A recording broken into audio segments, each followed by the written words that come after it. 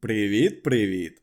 Сподіваюся, ви скучили, вже встигли подивитися відео про AI компоненти та розібратися з ним. Сьогодні ми перейдемо від теорії до практики і будемо долати наші найбільші страхи. Чекаут.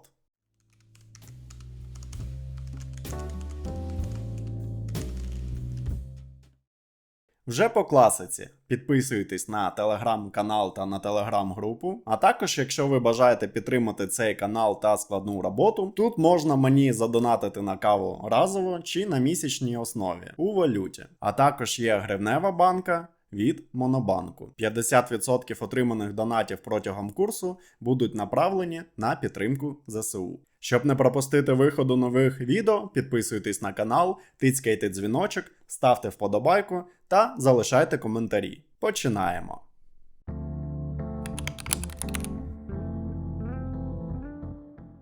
Коли ви вже дійшли до цього відео, не дивлячись на те, що ви займаєтесь фронтендом, я дуже раджу вам налаштувати Xdebug, бо саме на чекауті він частіше вам і знадобиться. У другому відео з курсу по встановленню Magento за допомогою докеру ми розглядали збірку саме Марка 6, бо це популярна збірка в ком'юніті, багато хто нею користується, тому легше допомагати іншим розробникам, коли вони стикаються з будь-якими проблемами стосовно цієї збірки, і відповідно будь-яких налаштувань. Тож весь курс Magento була в мене запущена саме за допомогою цієї збірки, тож Xdebug ми також будемо налаштовувати під неї. Тож йдемо на GitHub до репозиторію Марка 6.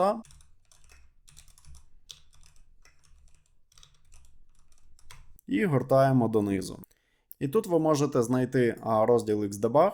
І тут є посилання на 5 відео, де саме власне Марк 6 показує, як налаштувати цей Xdebug. То в принципі ви можете відкрити відео за цими посиланнями і відповідно налаштувати самі. Але нижче є ще саме текстова інструкція, як це зробити. І знаходиться вона ось тут Xdebug та PHP Storm, власне, де ми і працюємо. І тому у цьому відео я також покажу, як це зробити. То перший крок нам каже про те, що нам для Google Chrome потрібно встановити додатковий екстеншн.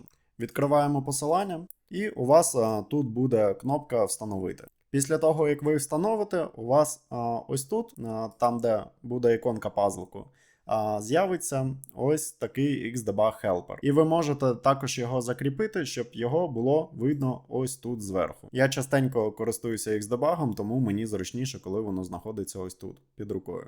І коли ви його встановили, тут правою кнопкою можна натиснути і відкрити Options. І тут варто переконатися, що там, де прописаний IDE Key, у вас обраний PHP Storm, та вказаний ось цей ключ PHP Storm, бо він нам в майбутньому знадобиться. Якщо у вас не так, зробіть як у мене на екрані та натисніть Save. І в принципі це можемо закривати. Повертаємось до інструкції і далі нам кажуть, що нам потрібно ось цією командою увімкнути Xdebug. Робимо.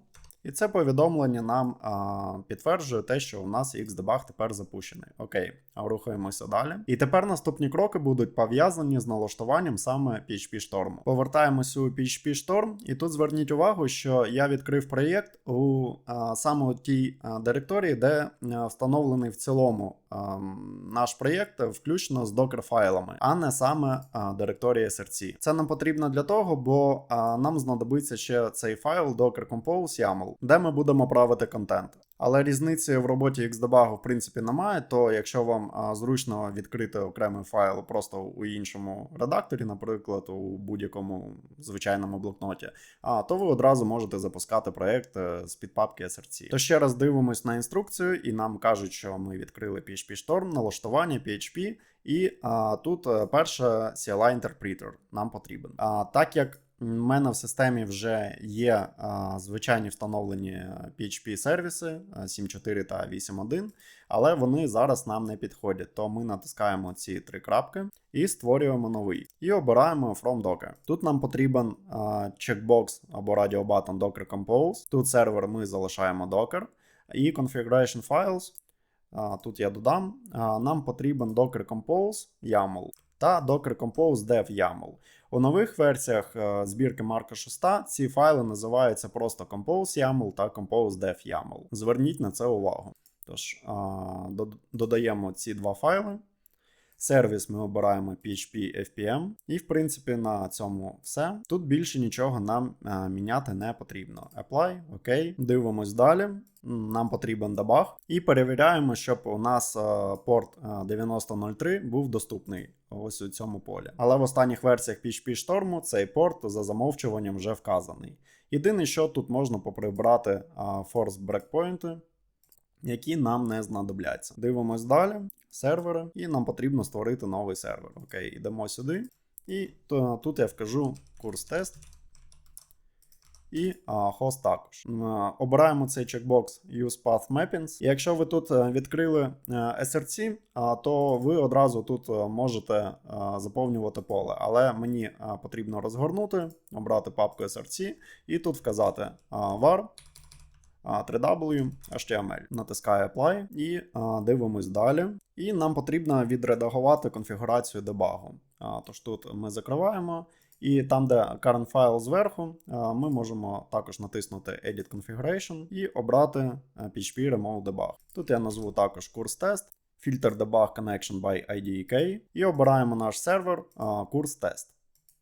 І той ключ, який я вам показував у налаштуваннях екстеншн для Google Chrome Xdebug Helper, був прописаний PHP Storm, то тут нам також потрібно прописати PHP Storm. Натискаємо Apply. І тепер тицькаємо червоного жука тут. І тут в дебагері нам буде показувати, що чекає коннекшену по IDE PHP Storm. Єдине, що нам залишилось, тепер поставити просто брейкпоінт на тому файлі, де ми його очікуємо. Тож відкриваємо папку SRC, pub, index.php, і тут десь внизу, перед останнім рядком, ми можемо поставити цей брейкпоінт. Що ж, відкриваємо наш сайт.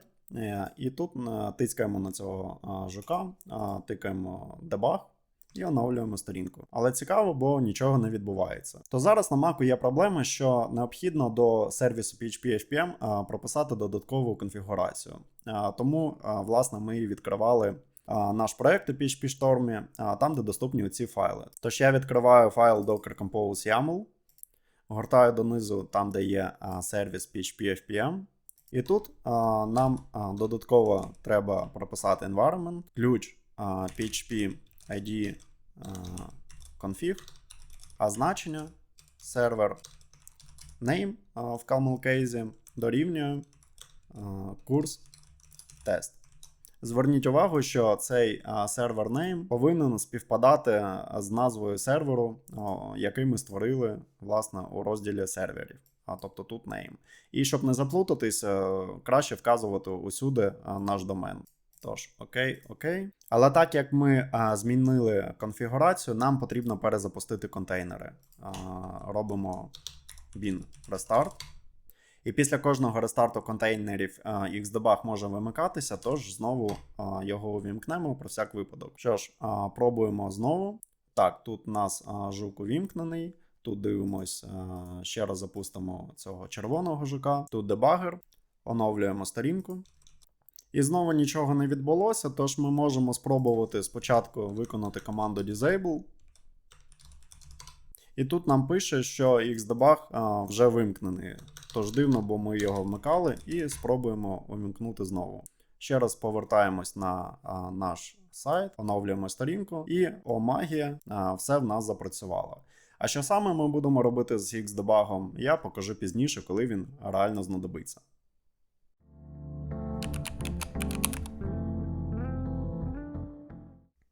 Також у телеграм-чаті ви питали мене, як я налаштував PHP Storm так, щоб, наприклад, у DataBind атрибуті була підсвітка байдінгів. І, наприклад, при натисканні Command чи Ctrl можна було б щось натиснути, наприклад, на цей метод onClick, і він би його шукав десь у JavaScript файлах. Зараз це виглядає як звичайний текст. І коли ми вже будемо порпатися у налаштуваннях PHP Storm, пропоную приділити увагу налаштуванню кастомних атрибутів та тегів. І ще після оновлення jQuery Migrate, який забороняє нам використовувати звичні нам теги, наприклад, span чи div, і закривати їх так, як дозволяє це робити Knockout, подивимось, де можна налаштувати іншу підсвітку, наприклад, з ворнінгу на error. То, в принципі, можемо з цього і почати.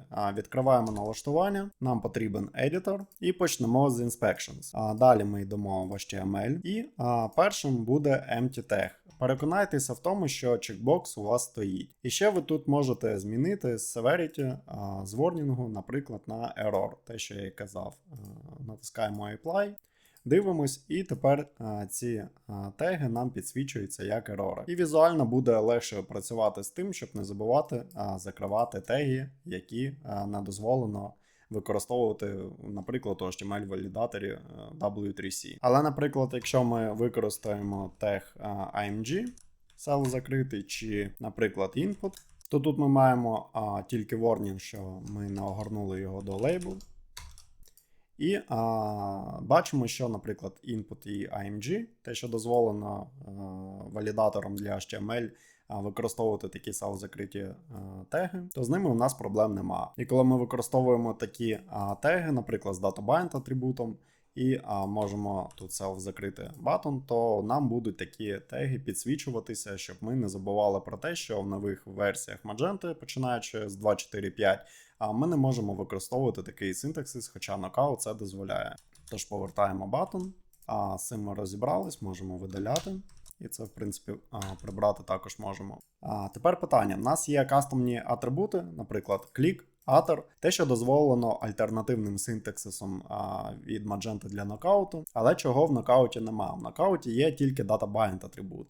І як ми бачимо, нічого його не підкреслює, бо в HTML дозволено створювати будь-які кастомні атрибути, які починаються з data дефіс. Тож тому тут ніяких ворнінгів ми не маємо. І що нам потрібно зробити, щоб додати до списку всіх дозволених атрибутів те, що дозволяється нокаутом і Magento? Знову йдемо до налаштувань. І тут же підсвітка мені показує, що я змінював руцями. І це unknown атрибут. І тут в мене вже вписані кастомні атрибути, які я просто брав з документації чи з пам'яті, і перетягав їх сюди. І тут ви можете побачити, що все, що ви бачили, в принципі, в документації, в нокауті, коли працювали, всі ці атрибути тут є. Давайте я спробую розтягнути, але не впевнений, що це вийде. Так, це поле я не можу розтягнути, а ось так підняти можу. Тож, в принципі, я тут погортаю, а ви можете поставити собі на паузу та переписати їх. То все, що особисто мені залишається зробити, це повернути Custom HTML Tag Attributes. А коли ви будете наповнювати, просто нажимаєте цей плюсик і створюєте новий. І те саме я робив для Unknown Tag. Тут їх трохи менше, і частина з них це дефолтні, які є в PHP Storm. І я додавав свої, починаючи з each. Тобто ось ці. Натискаємо Apply і бачимо, що, наприклад, на click, на utter в нас зникли оці підкреслення. І кастом я створив тільки для прикладу, щоб ми зараз побачили, як додавати нові. То ми ще раз повертаємось до налаштувань і почнемо з атрибуту. Тут додамо кастом. Так, тут порожнє поле утворилося, видалимо його. Натискаємо Apply.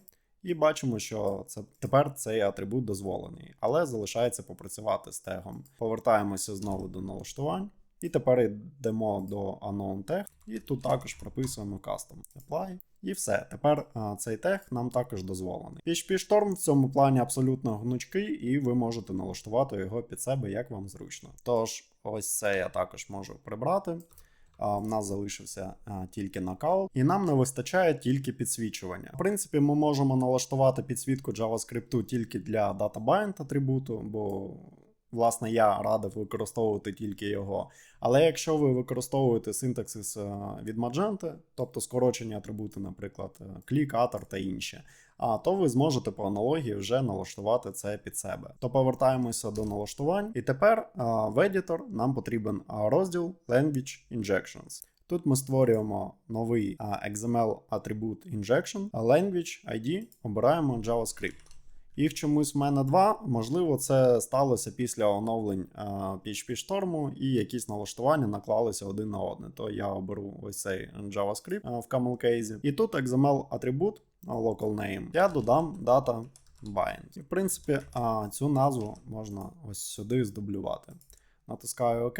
Як бачите, в мене вже були створені ось ці атрибути. Їх тут багато. Можете для себе також піддивитися. Поставте собі на паузу та перепишіть. Я натискаю Apply. Як ви бачите, тепер це виглядає трохи схоже на якийсь код, але ми бачимо тут якісь підкреслення. На це можете не звертати увагу, бо він тут очікує нормальний JavaScript код, а ми тут намагаємося написати щось середнє між JSON та JavaScript, як в об'єкті. Але все одно, навіть з такими підкресленнями, воно візуально виглядає краще, бо є різна підсвітка синтаксису. І ще, коли ми натискаємо Command чи Ctrl і лівою кнопкою миші на якийсь метод callback, то він буде нам підказувати, де такий метод був створений. Зараз в мене нема жодних JavaScript файлів, то він нічого і не шукає, але все одно так буде працювати легше. Ну а ваше домашнє завдання буде для таких ось кастомних атрибутів від Magento повторити те саме.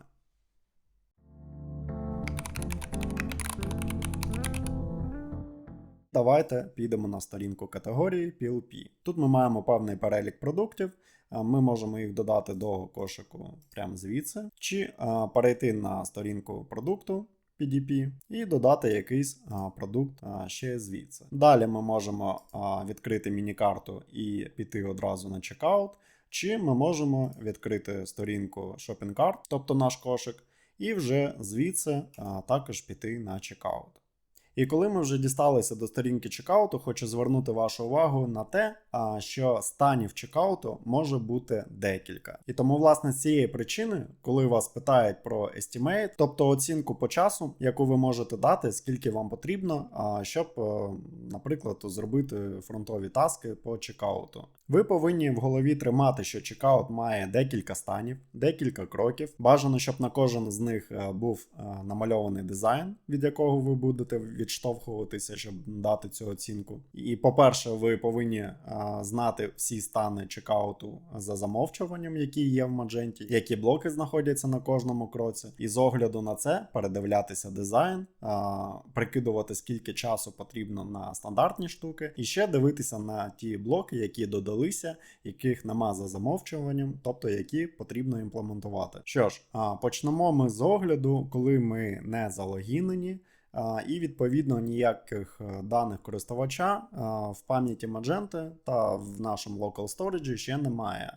То зараз ми бачимо лінку sign-in, але це не критично.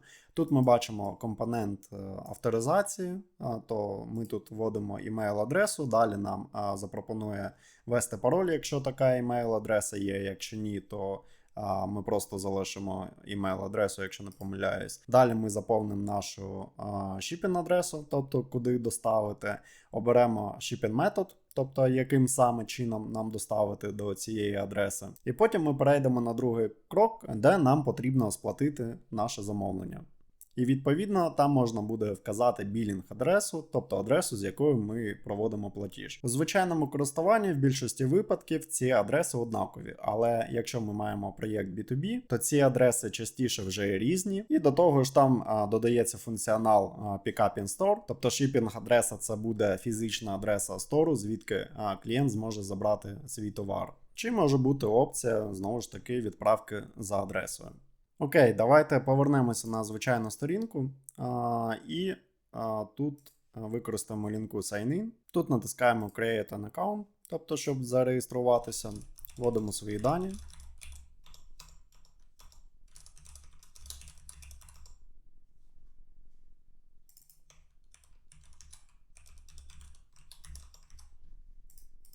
Окей, ми створили юзера, в нас продукти залишились у кошику, знову переходимо до чекауту і бачимо, що компонент, який нам виводив поле email, вже зник, бо ми зареєстровані, і відповідно він показується тільки для гостей. Що ж, і тепер ми бачимо таку саму форму shipping адресу, але не бачимо кнопки Sign In. Тобто це вже другий стан.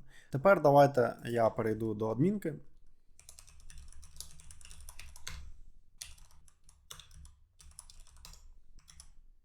Йдемо до кастомерів, All Customers. І ось є наш юзер, якого ми щойно зареєстрували. І ми можемо перейти до Addresses. І давайте створимо нову адресу. Тут можна увімкнути Default Shipping Address. Street ми можемо сказати тест. Country хай буде Ukraine. City Test. І коли ви не знаєте в будь-якій країні, який zip-код використовувати, тобто індекс, ви можете завжди ввести 1, 2, 3, 4, 5. А номер від 1 до 9 чи до 8. І сейвимо нашу адресу. Save and Continue Edit.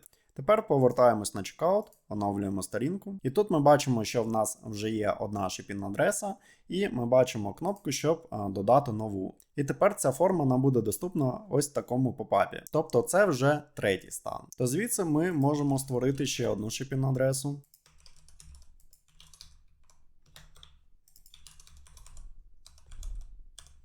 І тут ми можемо перемикатися між цими адресами, але тут є ще кнопка Edit, але буде вискакувати в такому самому попапі.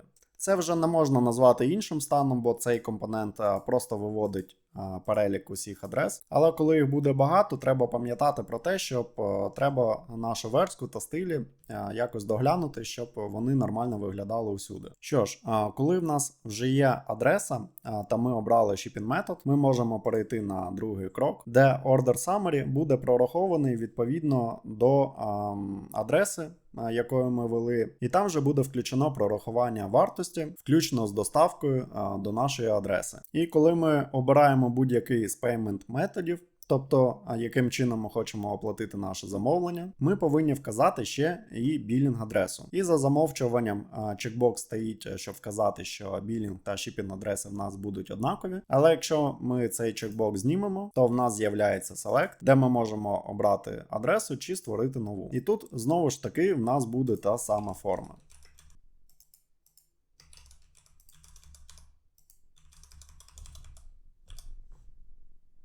Тобто четвертий стан це коли в нас білінг-адреса така сама, як і shipping.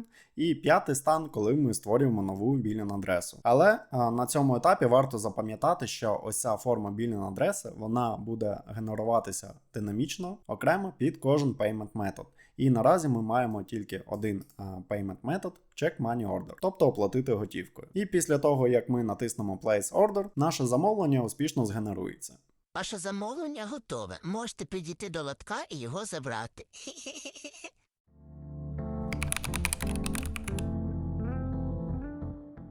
Так як цей курс безкоштовний, ми розглядали безкоштовну Magento, безкоштовні інструменти, щоб з нею працювати. Але як мінімум це не вийшло з PHP Storm, бо PHP Storm платний, це єдиний редактор коду IDE, з яким зручно працювати саме з PHP кодом, з Magento. Але саме Magento і безкоштовна версія, тобто Community Edition, з нею можна працювати так само, як і з Enterprise, тобто Adobe Commerce, Magento Commerce, Commerce Edition. Архітектурних відмінностей, як мінімум з точки зору фронтенду, взагалі немає. Єдине, що додає, це модулі, функціонал, щоб великим клієнтам, великому бізнесу було краще працювати з Magento. І щоб вона задовільняла проблеми великого бізнесу. І перед тим, як йти до коду, де він буде однаковим, хочу показати деякі відмінності Community Edition та Commerce Edition. Із налаштувань саме в адмінці, бо певні речі можна взагалі зробити без коду. І перша така відмінність – це фільтрація адрес. Як ви бачите, у нашому курс-тест, тобто у ком'юніті версії безкоштовній,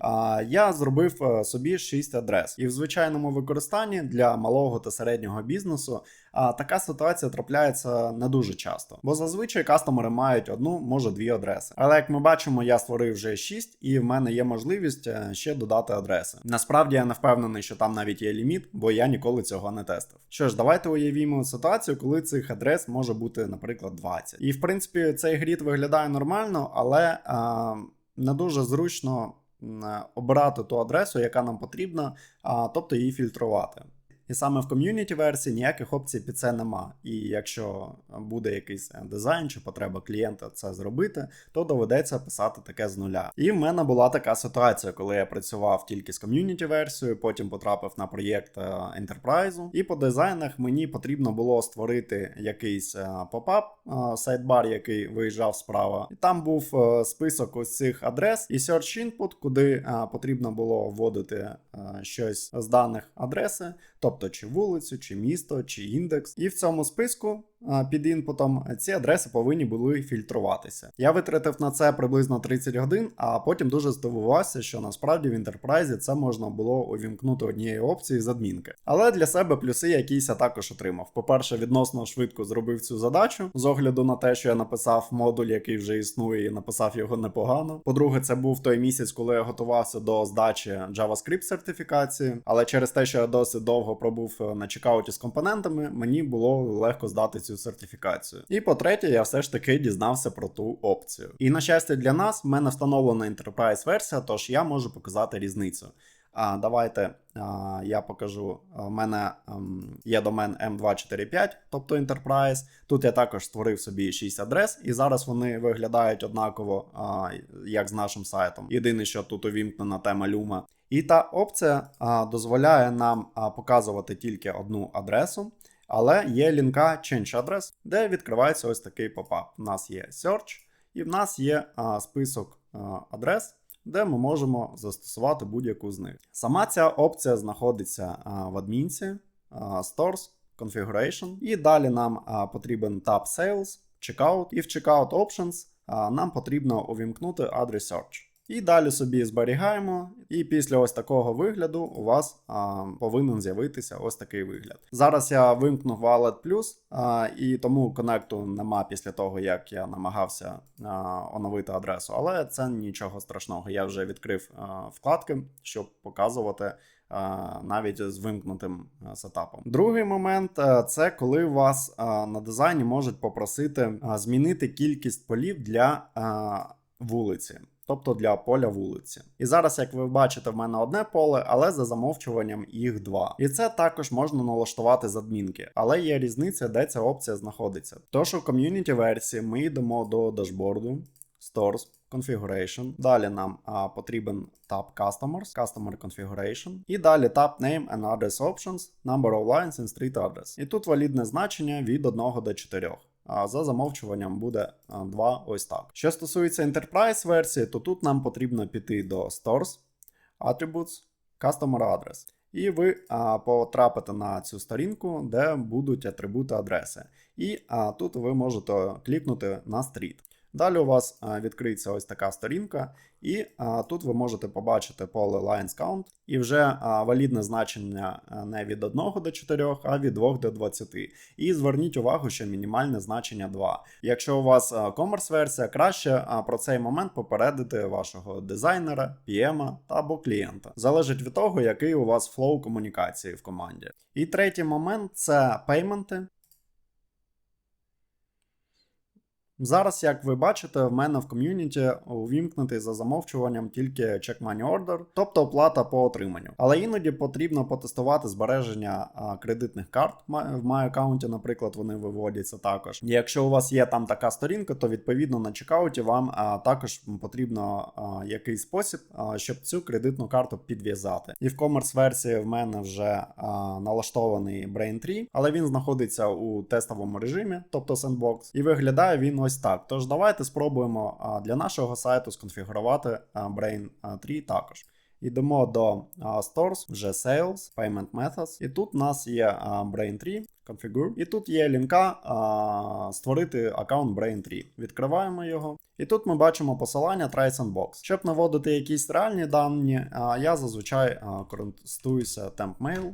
Ця штука зараз нам згенерує якийсь тимчасовий емейл. Копіюємо його, вставляємо сюди. І далі повертаємось на таб з нашим TempMail. І тут повинен з'явитися лист. Що ж, відкриваємо це посилання, вводимо будь-який юзернейм. І тут ми отримуємо Merchant ID, Public та Private Key. Давайте скопіюємо Merchant ID. Це можна в принципі, вже все закрите, воно нам не потрібно.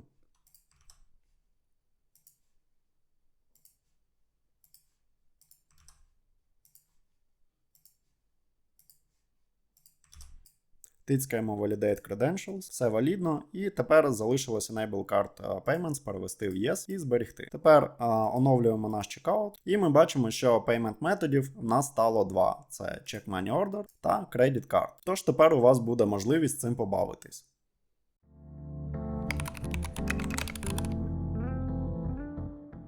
Що ж, нарешті ви дочекалися до того моменту, коли ми будемо дивитися у код. Тож де починається наш чекаут? Йдемо до Vendor, Magento, і тут шукаємо Checkout. View, Frontend, Layout. І тут нам потрібен handle Checkout Index. І тут ми бачимо, що до контенту створений всього лише один блок з темплейтом OnePage PHTML. І у цього блоку є атрибут Cacheable False, який вимикає кешування для блоку. Але як ви пам'ятаєте з відео про XML, якщо ми вимкнемо кеш для одного блоку на сторінці, кеш вимикається повністю на всій сторінці. І давайте тепер розгортати аргументи. І ми бачимо звичний для нас вже аргумент JS Layout, який ми розглядали у минулому відео про UI-компоненти. І далі в нас є масив компоненти. І першим компонентом є Checkout. І далі вже будується просто вкладеність тих компонентів, які необхідні для роботи чекауту, власне. Тож, якщо ви не дивилися минуле відео, дуже раджу його подивитися, щоб я не повторював одні й ті речі двічі. І тут є ще такий цікавий компонент Checkout Provider, до якого ми обов'язково повернемось. Але зараз давайте подивимось саме на компонент чекауту.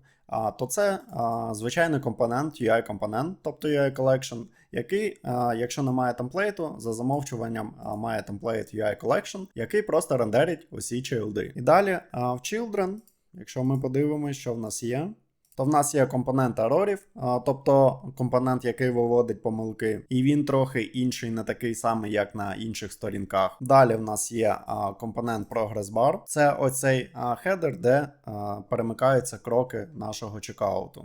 Sidebar, де ми бачимо, власне, нашу міні-карту. І далі вже йдуть наші кроки. І першим кроком це є в нас Shipping Step. Тобто, ось ми його бачимо увімкненому, де є компонент Shipping Address, який виводиться. Перед тим ще може бути компонент імейлу, якщо ми не залогінені. І є ще компонент Shipping Methods, щоб ми обрали, як нам доставити цей товар.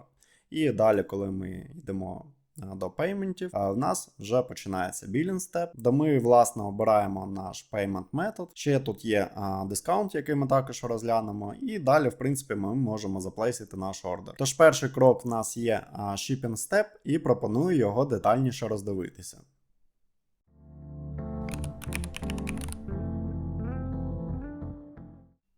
Що ж, зупинимось детальніше на shipping степі shipping address form.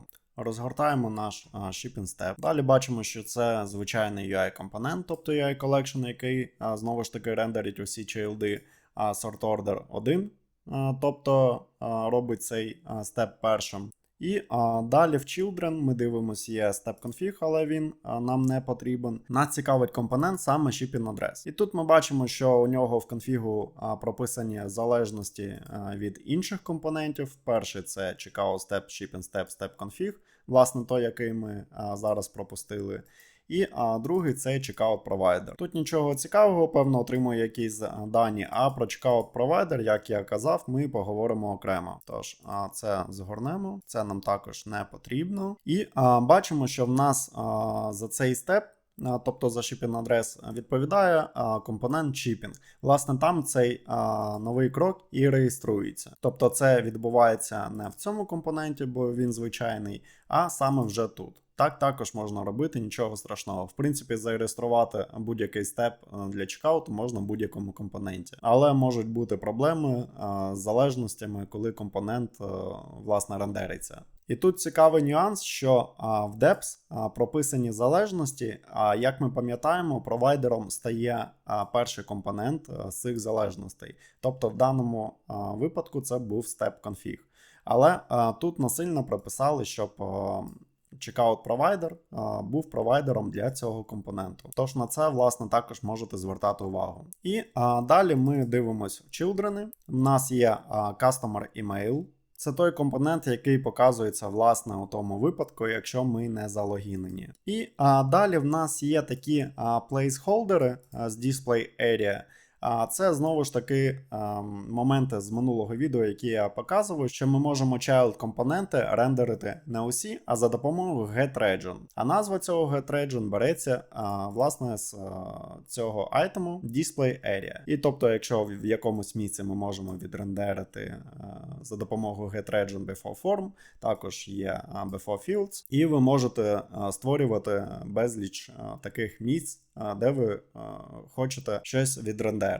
Це дуже схоже на контейнери та віджити у XML. Далі в нас є компонент, який виводить усі shipping адреси, які в нас є. І основним компонентом, що генерує нам усі поля для форми, є, власне, shipping address field set, який, до речі, також залежить від компоненту checkout provider. І display area по HTML темплейта ми можемо шукати additional field sets. І тут в нас є region ID, ці два поля пов'язані. Далі в нас є посткод, company, fax і phone. Власне, на storefront це оці поля company, region та phone number. І про те, що я казав, структура компонентів, вона велика, вона погано читається, і так це зрозуміло. Але вона гнучка за рахунок того, що ми можемо ось оці placeholder, які в нас створені, наприклад, як additional field sets, before shipping method form, before fields, ми можемо додавати безліч компонентів з різних модулів, з різних тем, і ця структура є гнучкою. І якщо ми пошукаємо такий самий handle усюди, checkout index, XML, ми бачимо, скільки модулів використовує цей хендл, і відповідно щось змінює на сторінці чекауту, чи додає свій функціонал. Тож давайте для прикладу зробимо щось легке і, наприклад, змінимо порядок цих філдів, які в нас тут є, наприклад, company, phone та інші. Для цього нам потрібно відкрити наш проєкт і можемо створити як модуль Magento Checkout, так і наш власний модуль, який ми створювали до цього. Він у нас лежить у vendor module. Тобто таку саму директорію ми, власне, можемо створити в нашій темі.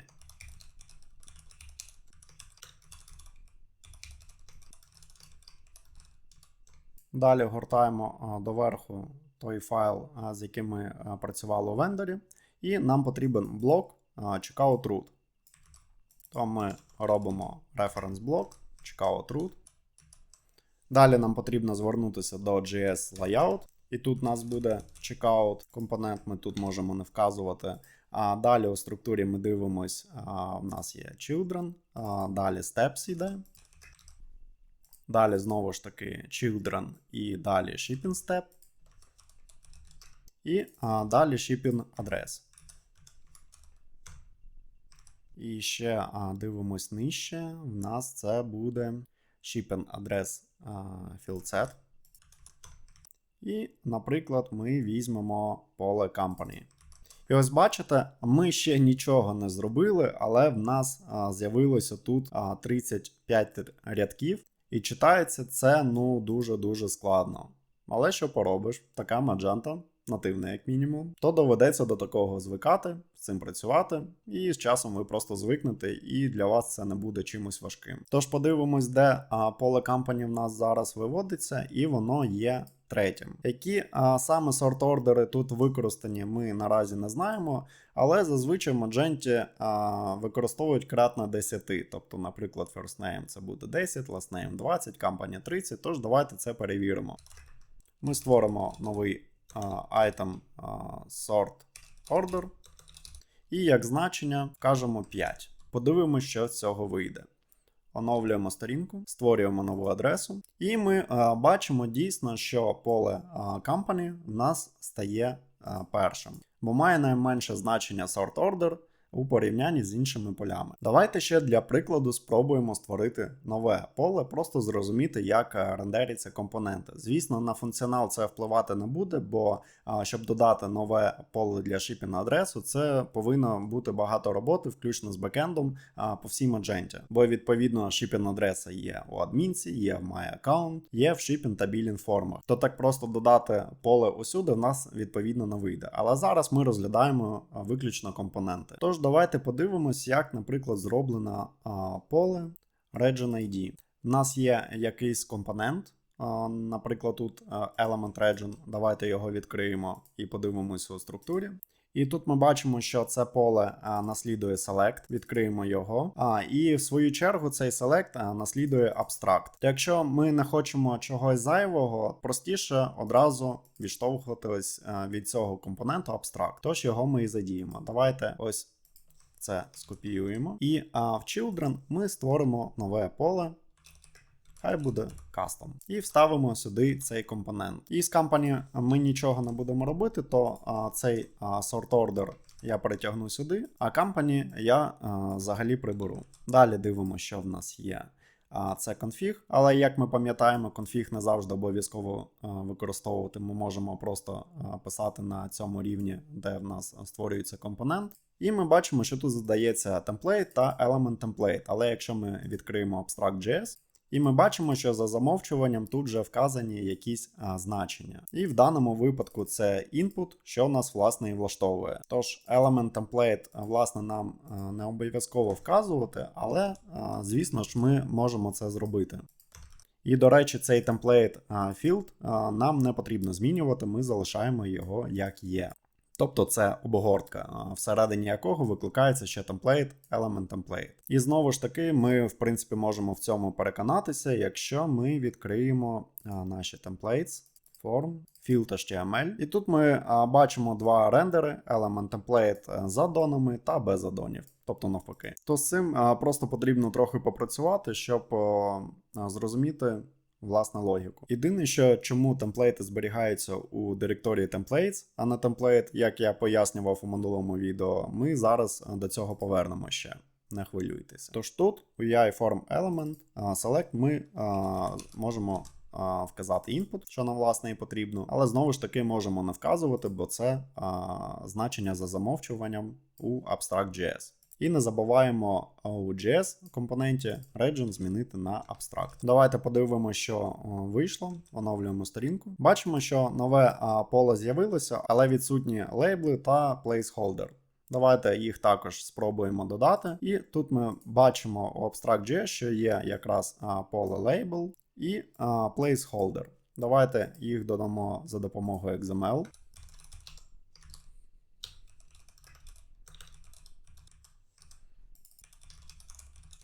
І не забуваємо про те, що якщо ми додаємо текстові елементи, у XML ми вказуємо translate true. Оновлюємо сторінку. І тепер бачимо і label, і placeholder. Тепер можна побавитись з тим, щоб зробити це поле required. То для цього знову ж таки повертаємось в abstract.js. І бачимо, що є таке значення required булеве. І за замовчуванням це false. І вказуємо значення true. Знову оновлюємо сторінку. Але стилі тут чомусь не з'явилися. Можливо, тут відіграє роль, що ми не вказали ніяку валідацію. Тож давайте ще спробуємо її додати. І ці приклади ми також можемо взяти checkout index, який знаходиться у вендорі. І тут ми бачимо цей array validation, де ми можемо використовувати правила валідації. І у відео про JS, коли я розповідав про валідацію, я показував приклади, де ми використовували правило, яке називалось просто require. То воно використовується для звичайних форм, які знаходяться у PHTML чи у JavaScript генеруються. Але коли ми працюємо з UI-компонентами, варто використовувати required entry. Бо є нюанси в тому, як воно працює. Тож давайте це скопіюємо. Оновимо сторінку. І тепер ми бачимо, що стилі в нас з required працюють, бо в нас додався клас required до нашого філду. Знову ж таки наголошую, що це ніяк не вплине на стандартні поля для shipping address. Тут ми просто побавились з тим, як за допомогою компонентів створити нове поле з існуючих інструментів. Тобто ми майже нічого руками не писали. Ми перевикористали те, що за замовчуванням вже є в Magento з коробки. І останній момент, з яким нам варто б розібратися, це чому у вендорі використовується директорія templates, та коли ми вказуємо якийсь темплейт, що це за такий UI. Якщо до того ми працювали з модулем Magento UI. В чому різниця, як цим працювати? Тож, зараз ми знаходимося у модуль UI, тобто, власне, цей Magento UI, як він зареєстрований. Далі нам потрібен View, Base, і це ми поки згорнемо і відкриємо require.js config. Цей файл я вам також показував у минулому відео про UI-компоненти, де ми знайомилися з UI-елементами, колекшенами, компонентами, класами та іншими JavaScript-файлами. І тут є ось такий запис path, який створює аліас на директорію. І так це також можна робити насправді. І це трохи складно пояснити, бо насправді я сам не знаю, навіщо це зробили в Magento. Мені здається, вони просто переплутали назву, а потім якось з цим намагалися працювати далі. То замість того, щоб пояснювати, як це зроблено тут, я пропоную розробити те саме нам самим. І сподіваюся, це буде зрозуміліше. Тож повертаємось до нашого модуля, створюємо require.js config файл.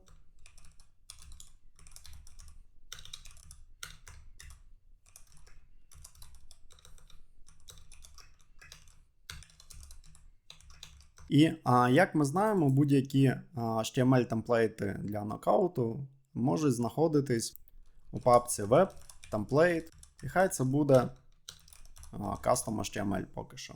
І звичайним шляхом ми можемо вказати цей темплейт у XML чи у JavaScript, якщо б ми використали, наприклад, vendor, module, директорію template ми пропускаємо і одразу вказуємо custom. Давайте поки що це все закоментую,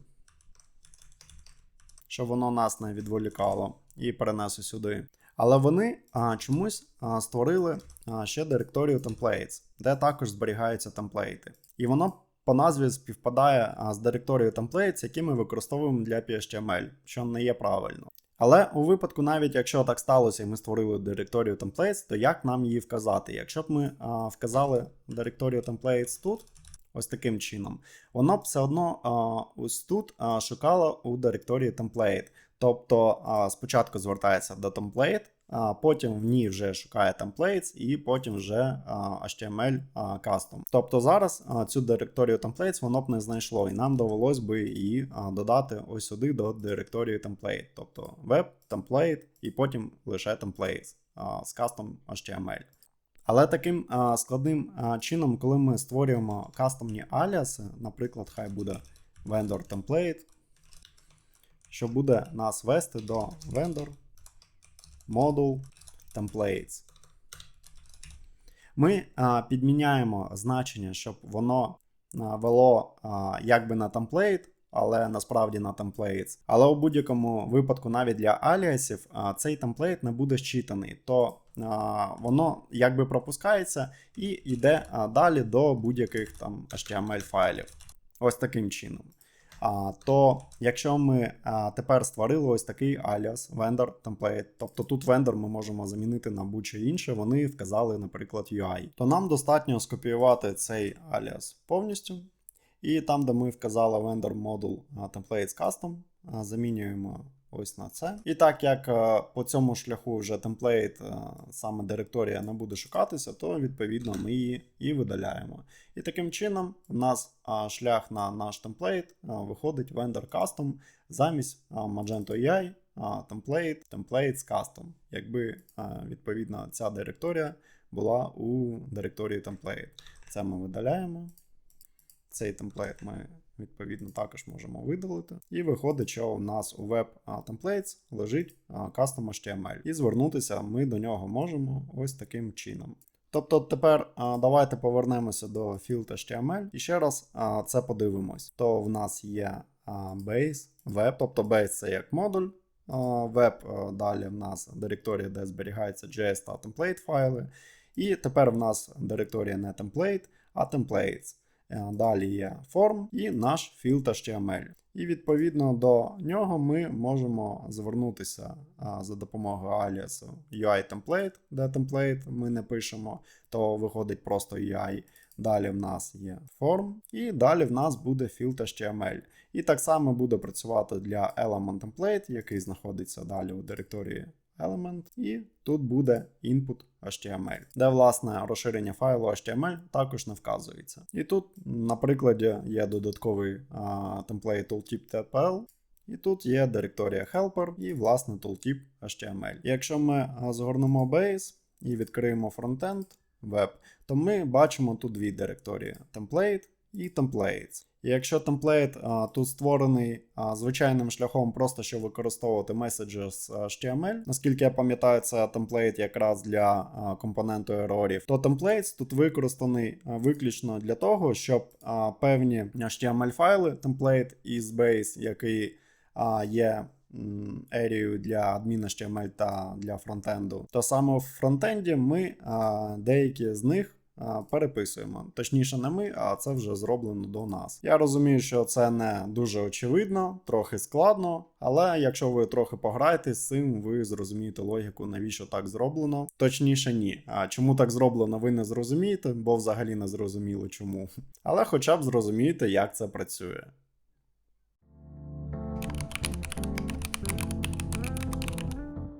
Але, на жаль, доволі часто на чекауті трапляються такі ситуації, коли зі сторони фронтенду ми нічого зробити не можемо.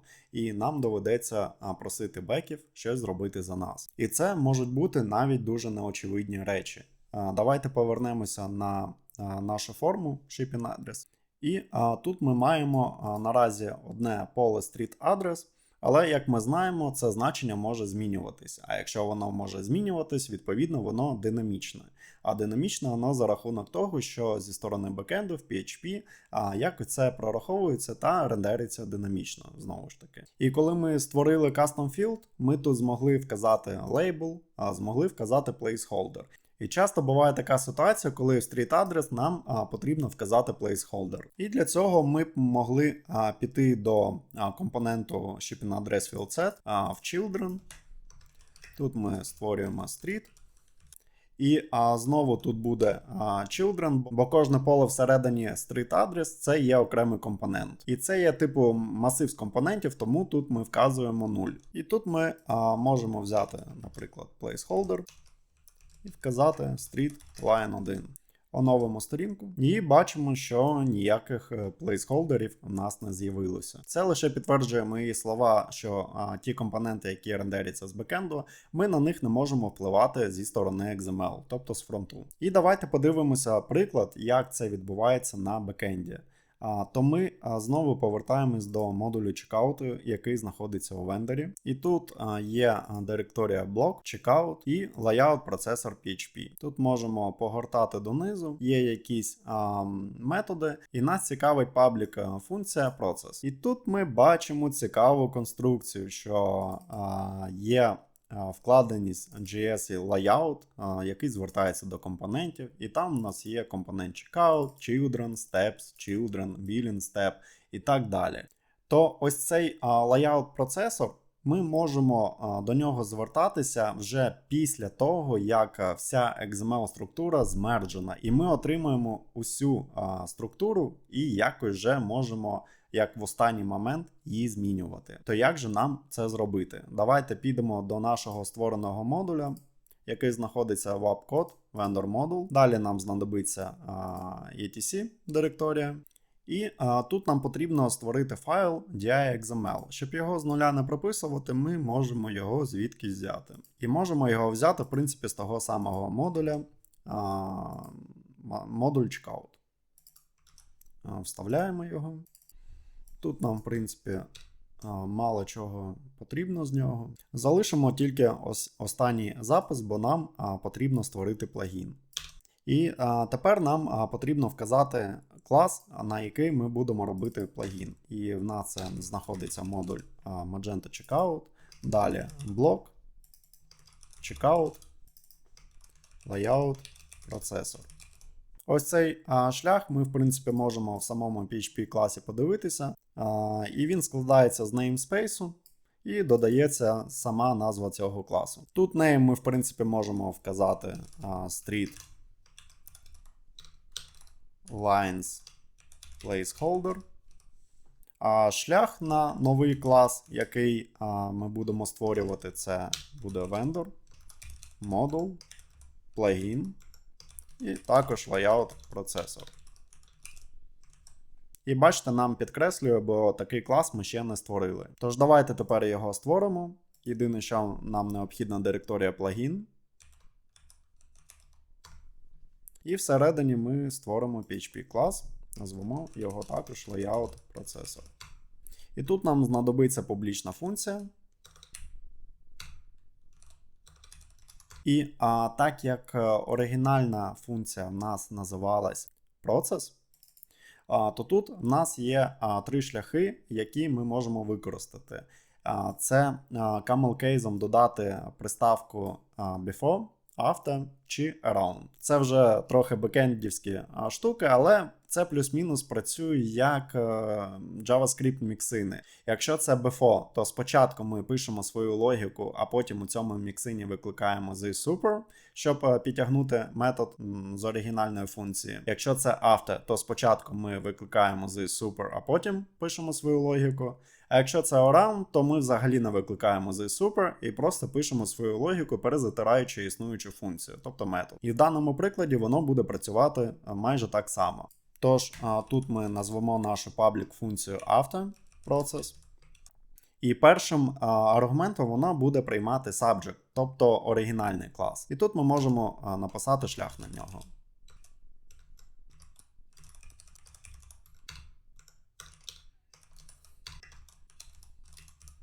А далі ми будемо перераховувати аргументи з оригінального методу. І якщо в оригінальній функції в нас є тільки JS Layout, відповідно ми його додаємо вже другим аргументом тут.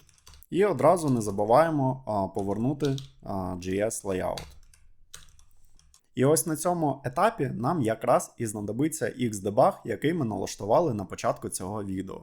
Тож давайте я просто тут напишу JS Layout. Поставлю breakpoint, увімкну жука, і далі вже у браузері ми натискаємо цього зеленого жука, оновлюємо сторінку. І знову нічого не відбулося, бо за цей час я перезапускав контейнери, і в цьому разі нам потрібно не забути увімкнути Xdebug. Ось цією командою bin xdebug enable. Тож тепер спробуємо ще раз.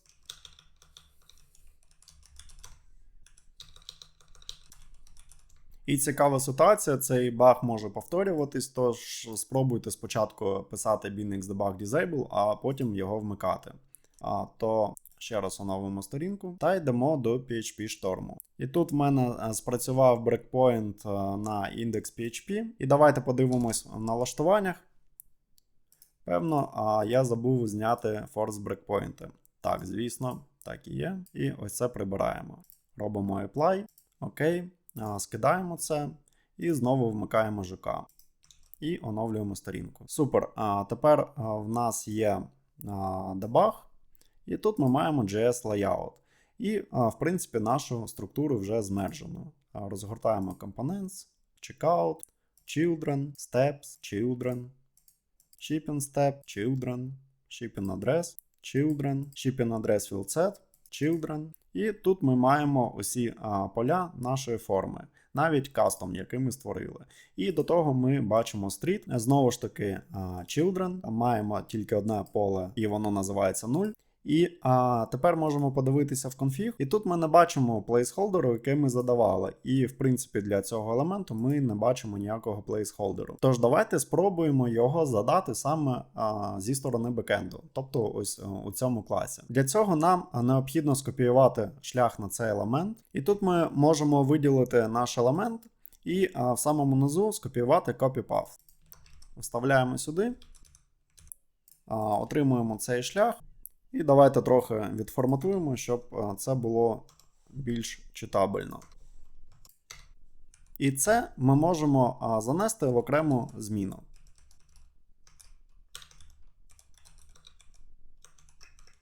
І тепер ми беремо цей StreetLine і додаємо нове значення placeholder, функцію перекладу, і тут вказуємо street line 1.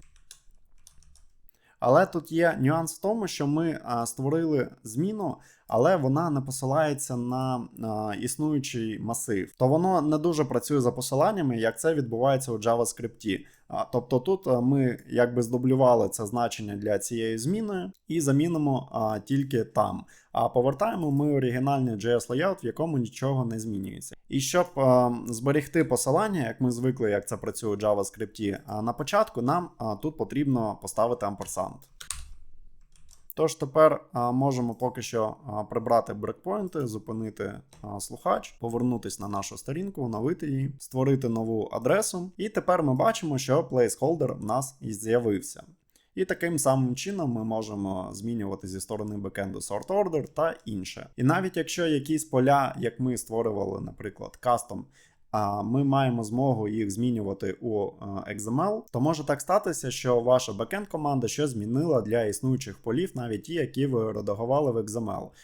Тож, як мінімум, можна їх про це запитати. Але плюс-мінус ви тепер можете орієнтуватися, куди дивитися, щоб не було усіляких конф'юзів. І якщо саме shipping адреса, вона хоча б генерується у XML в першочерговому випадку, то не забуваємо про те, що в нас є ще billing форма, яка взагалі генерується динамічно. А чому саме вона генерується динамічно? Давайте подивимось.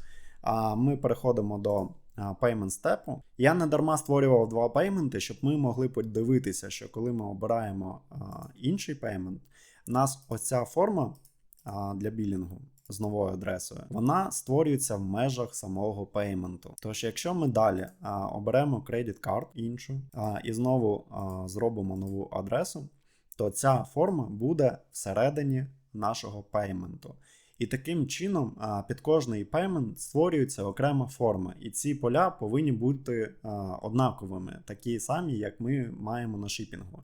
І якщо на шипінгу ми створюємо їх в XML в одному місці, і в нас це одна і та сама форма, то під кожний метод білінг форма, вона створюється для кожного пеймент методу. І їх може бути безліч. Це дефолтні модулі, це можуть бути сторонні модулі, це можуть бути кастомні модулі, які пише ваша команда. І уявіть, що якщо б вам довелося змінити, наприклад, там placeholder чи sort order для якогось філду і зробити це для усіх пейментів, вам би в XML довелося дублювати ось цю всю драбинку складених компонентів, замінювати тут billing step, замінювати назву пейменту і дублювати ось цей шматок коду для кожного пейменту. І, звісно, це незручно. Тому зробили так, як зробили. Не сказати, що це для фронтів зручно, але з точки зору бекенду це хоча б логічно. То, певно, у вас могло вже виникати питання, чому в XML ви можете редагувати shipping форму, а billing форму не можете. Ось, власне, і відповідь на це запитання. Тож, якщо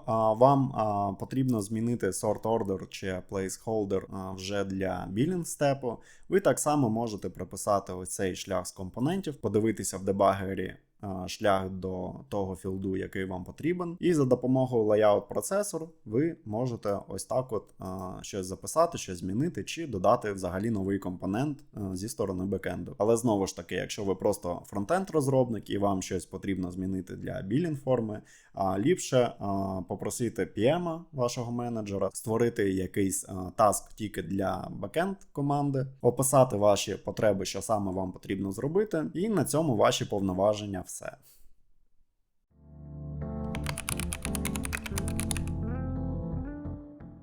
Добре, з чекаутом ми познайомились, але ми розглянули функціонал, який є з коробки. А що робити, якщо нам потрібен кастомний функціонал і де діставати дані, які вже є на чекауті? Тож давайте цей момент ми і роздивимось. І першим буде компонент, який ми вже бачили, це відповідно checkout provider. Його використання ви бачили в XML структурі, де цей компонент додається до залежностей того компоненту, де він необхідний, щоб отримувати певні дані. Також він може виступати провайдером, і з нього якісь дані можуть братися. І в минулому відео я показував, як можна дебажити певні компоненти прямо з нашого браузера із DevTools в консолі. Щоб не додавати певні залежності, не створювати якісь додаткові скрипти, тож ми можемо зареквайрити checkout provider прямо звідси. Для цього нам необхідно застосувати require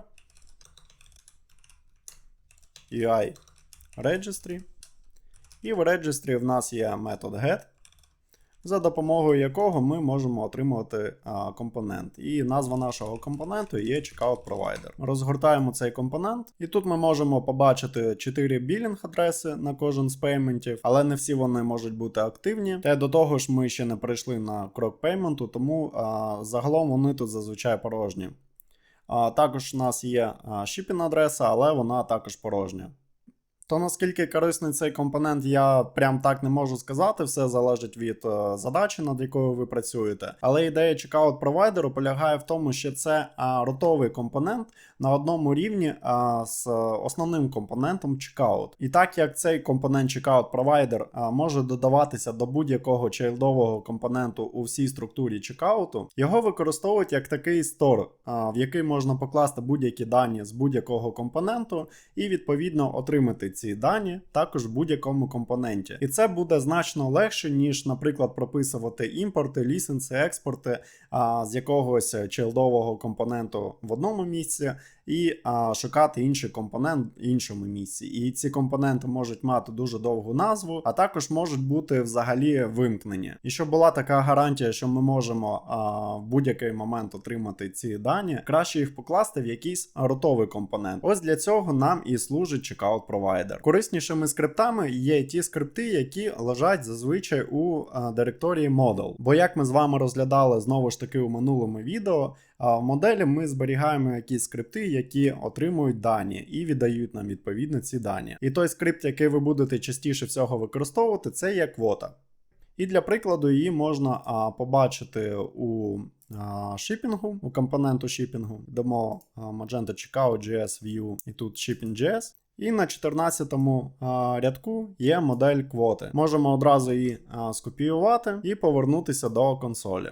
Тож, це ми можемо вже згорнути. Далі нам знову ж таки потрібен require. Вставляємо те, що ми скопіювали.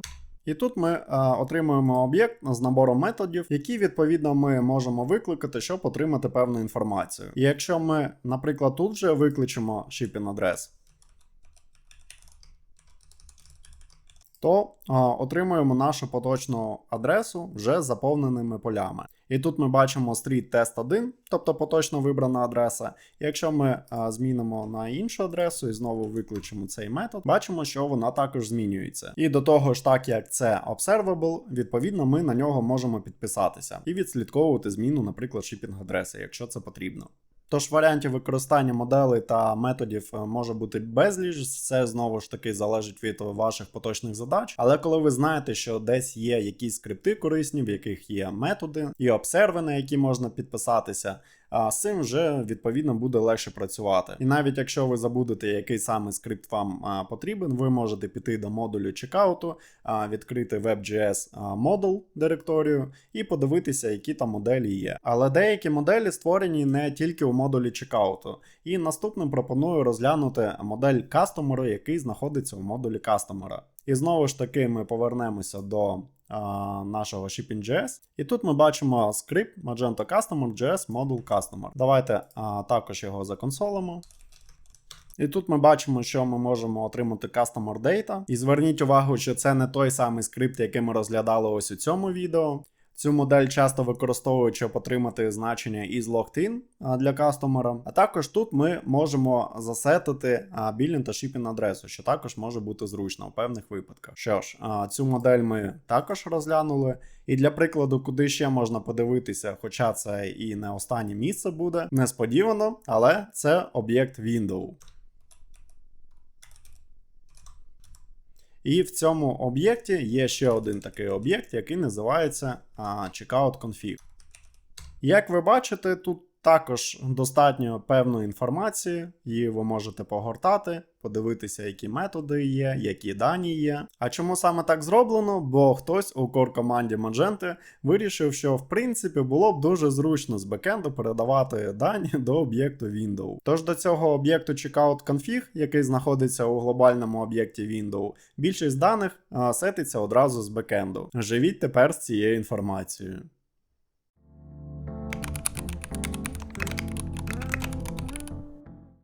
Що ж, коли ми вже розглянули, де взяти існуючі дані, залишилось питання, як ці дані передавати. І є задача, яка здавалася б легкою, але вона викликає певні складності. І це передача CMS-блоків до чекауту, щоб їх відрендерити. І я покажу вам два способи, як це можна зробити. Перший спосіб – це передача розмітки у checkout.config зі сторони бекенду, а другий спосіб розробив я сам, щоб не було потреби звертатися до беків. І коли ми вже будемо передавати якийсь CMS-блок, пропоную його і створити. Тож йдемо до адмінки, Content, Blocks. І ось у цьому відео ми вже створювали CMS-блок для PDP Size Chart, тобто розмірну сітку. І давайте створимо ще один. І ще раз хочу наголосити, що коли ви створюєте CMS-блоки, не забувайте у назві залишити підказку, до якої сторінки цей блок належить. І так буде легше орієнтуватися усім. Вам, вашій команді, контент-менеджерам, самому клієнту. І так просто буде зручніше. Тож пишемо, я зазвичай пишу у квадратних дужках і пишу сторінку там, і зараз це буде checkout. І просто назву custom блок. І ID також буде checkout custom. І залишимо для всіх сторів. Створюємо цей блок. Єдине, що виведемо якийсь текст сюди.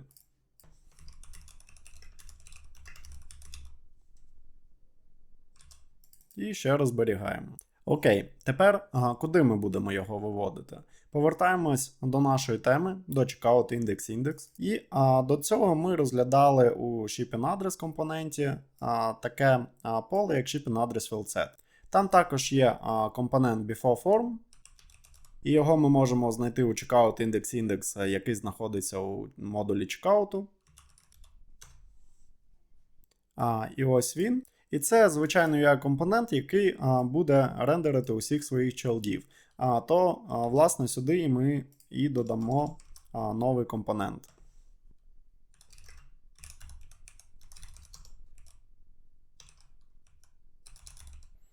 І це буде звичайний елемент, бо JS-логіка нам тут, в принципі, навіть не знадобиться.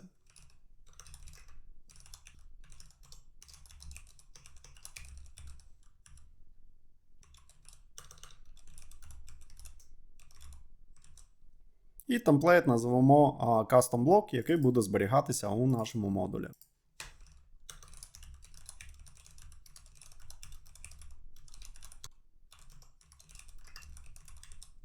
Зараз виведемо звичайну розмітку, щоб подивитися, чи виводиться цей темплейт. Оновлюємо сторінку. І нічого не відбулося. Давайте ще раз подивимося нашу структуру. Можливо, ми десь припустились помилки.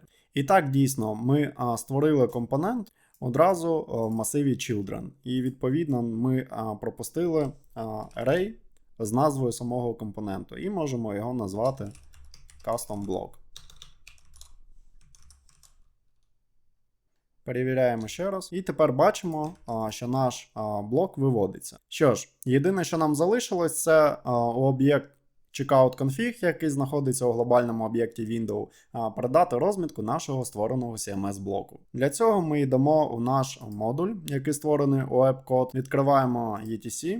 І тут у нас вже є DI.XML, але так як ми будемо якісь дані прокидувати на фронтенд, то було б добре ще вказати area.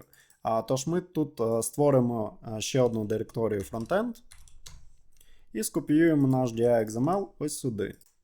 Шлях на оригінальний клас ми змінимо з layout processor на model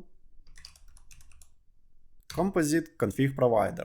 А замість плагіну ми можемо передавати сюди аргументи, як у звичайних блоках, коли ми їх створюємо у звичайних XML файлах. Тож сюди ми створюємо аргумент, name якого ось нам PHP Storm показує буде config providers.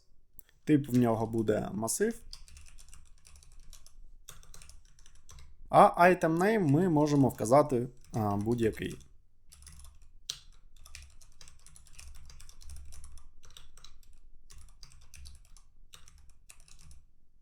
І type в нас буде вже об'єкт, бо це буде клас.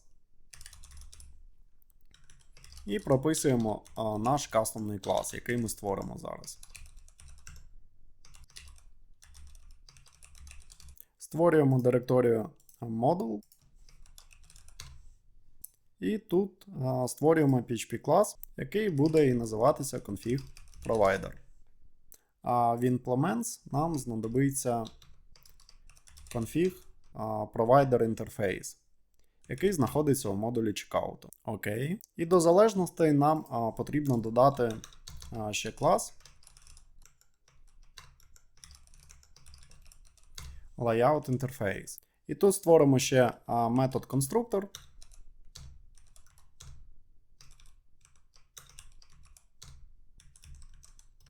Куди передамо layout interface як layout. І в новій версії PHP нам більше нічого тут не потрібно робити. І далі нам потрібно просто повернути об'єкт, тобто масив, де ми створимо ключ у checkout config об'єкті вже. І хай це буде CMS custom block. А як значення ми звертаємось до layout,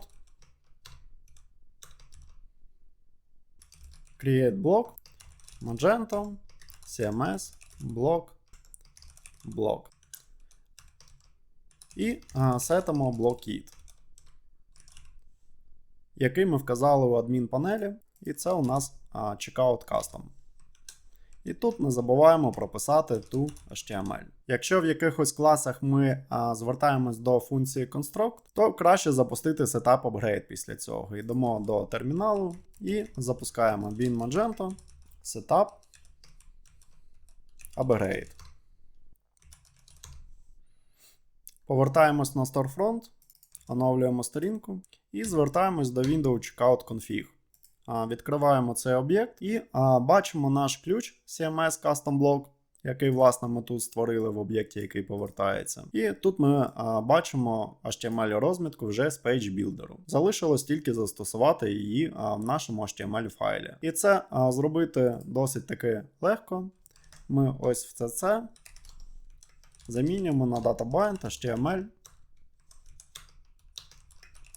Windows Checkout Config CMS Custom Block.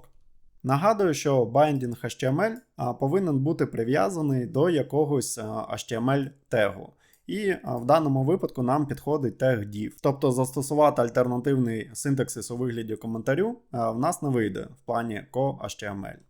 Що ж, тут ми замінили, оновлюємо сторінку, гортаємо трохи нижче і вже бачимо той текст, який в нас виходить з Page Builder. Тобто ось наш div з байдінгом, а далі вже є розмітка, яка в нас збережена у базі і яку ми редагуємо у адмінпанелі. Що ж, а тепер хочу показати свій спосіб, як передавати CMS-блоки до будь-якого компоненту в чекауті, і як це зробити взагалі без бекенду. І для цього в нас буде два етапи. Давайте почнемо з першого. І тут в нас є модуль, але щоб відокремити нашу логіку створення можливості передачі цих компонентів, і другий етап це буде сама передача компоненту, то пропоную її трохи відокремити. І щоб цю розробку десь вести, тобто першого етапу,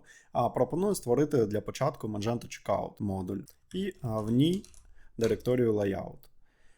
Тут нам також знадобиться Checkout Index handle, але це ми видалимо. І що нам тут знадобиться? Ми референсимо контент і створюємо новий блок, який вставимо після Checkout root. Тобто того компоненту, який створює систему компонентів у JS Layout. І назвемо його Checkout CMS Blocks. Він не буде приймати жодних аргументів. Єдине, що вкажемо ще темплейт.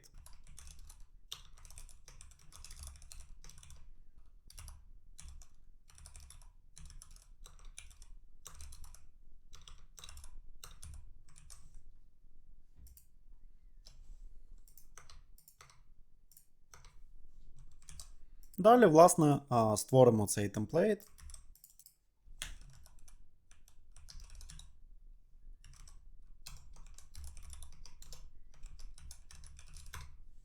І зараз ми будемо писати логіку, яку я показував ось в цьому відео, яка стосується групування елементів і створення табів, наприклад, для мобільної навігації чи для сторінки продукту, де в нас є таби Details, які показують інформацію щодо продукту. Але тут ми просто не будемо використовувати атрибут груп, а будемо звертатися до усіх чилдів. Ідея в тому, що ми створили якийсь блок, і в нього за допомогою XML у будь-якому модулі зможемо прокидувати туди CMS-блоки. Звичайним шляхом, як ми це робимо на звичайних сторінках. Будемо збирати їх до масиву і передавати в якийсь JavaScript код, який буде моделлю, що повертає якісь дані. В даному випадку ці дані будуть CMS-блоки. І створимо якийсь метод, який буде дуже схожим на поведінку у PHTML-темплейтах, щоб легше було це сприймати. Тож я тут напишу частину коду, буду частково її пояснювати, а потім ми ще раз пройдемося, щоб було зрозуміло, що тут відбувається. Тож для початку ми створимо зміну CMS Blocks, і це буде в нас порожній масив. Далі нам знадобиться зміна Layout, бо ми будемо декілька разів до неї звертатися. І тепер нам потрібно отримати назви усіх чилдів. Створимо додаткову зміну Children. І тут нам знадобиться метод getChildNames. І тепер у циклі ми їх проженемо.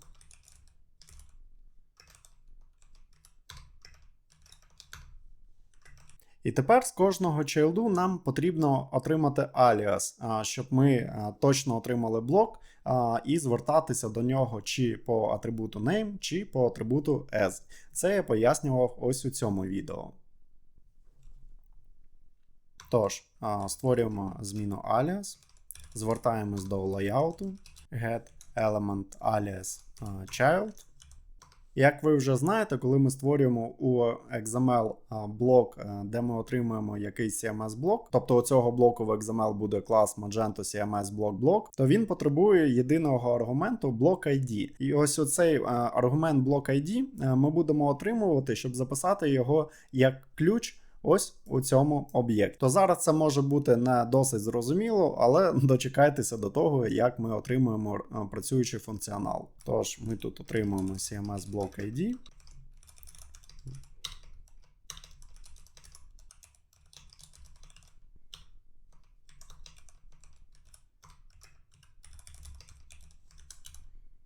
І тепер, якщо цього аргументу блоку нема, то, по-перше, ми на StoreFront отримали помилку у звичайному випадку, але тут цього не станеться, тому ми самі провалідуємо цей момент. І якщо цього ID нема, ми просто підемо далі по циклу. Далі нам потрібно отримати HTML-розмітку.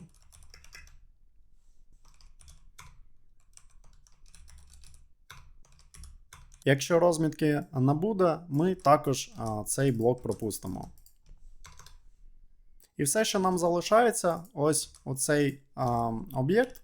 В PHP це масив, в JavaScript це буде об'єкт. Додати ось цей ключ з ID.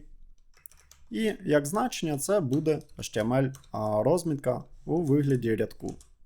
І в результаті нам залишається це тільки задекодувати у JSON формат.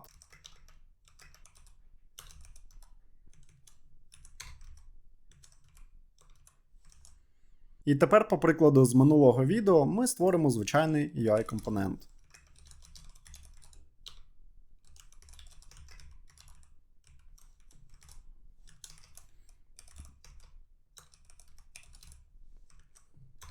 Зверніть увагу, що всередині я не буду викликати темплейт, бо це компонент буде як модель, яка передає дані. А чому ми створюємо саме UI-компонент, а не звичайний скрипт, який повертає об'єкт? Бо, по-перше, нам потрібен entry point, тобто, щоб компонент сам себе викликав, і в даному випадку нам достатньо буде методу initialize. А по-друге, нам потрібен функціонал залежностей, щоб наш цей CMS-блок провайдер компонент залежав від checkout провайдер просто про всяк випадок. Тож далі ми прописуємо скрипт.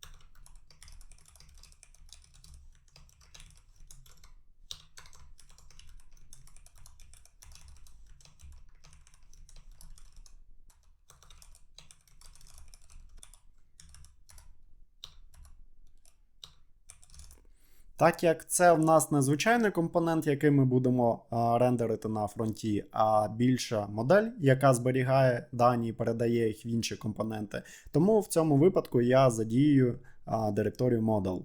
Тут назвемо скрипт CMS-блок provider. Тепер вкажемо залежність від checkout provider.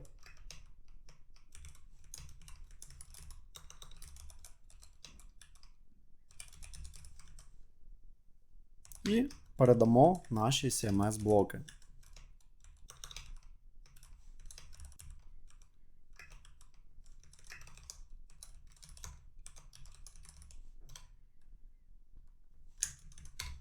Тепер давайте створимо ось цей скрипт.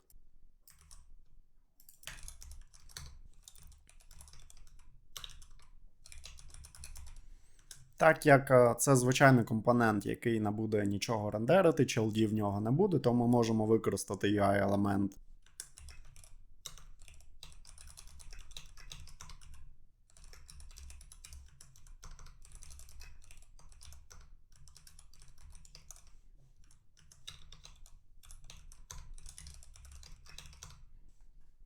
То в нас буде ось цей ключ. До речі, тут не один блок, а декілька буде, може бути багато.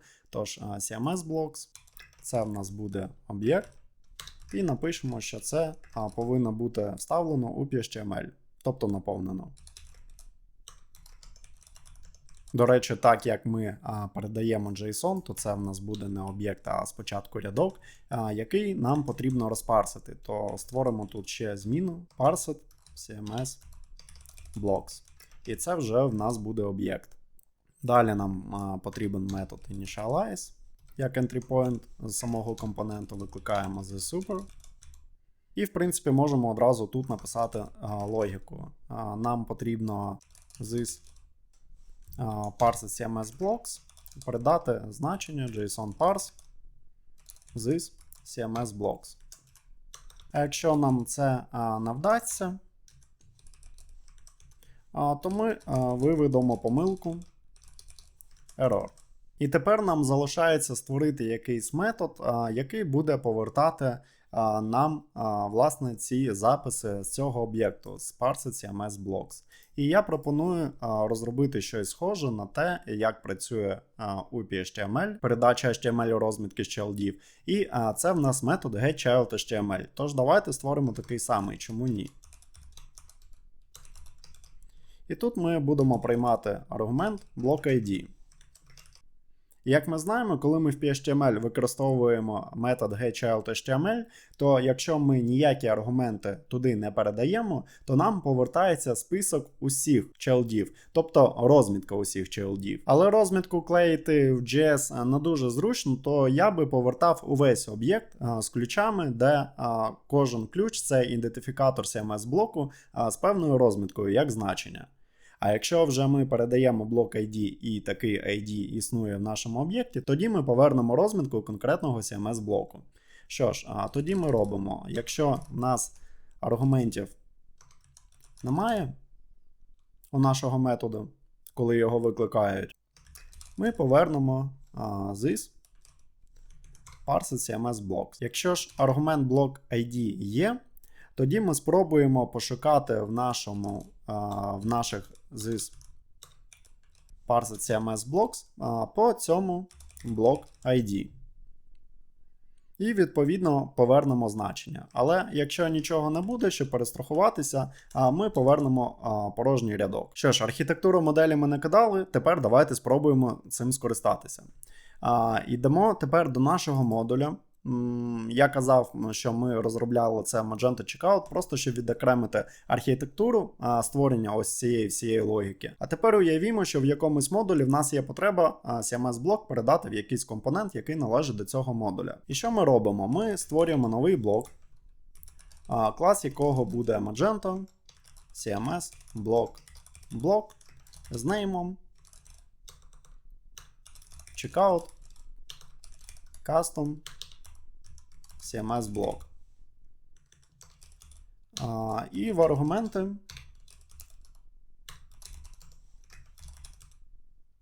ми будемо передавати якраз отой блок id.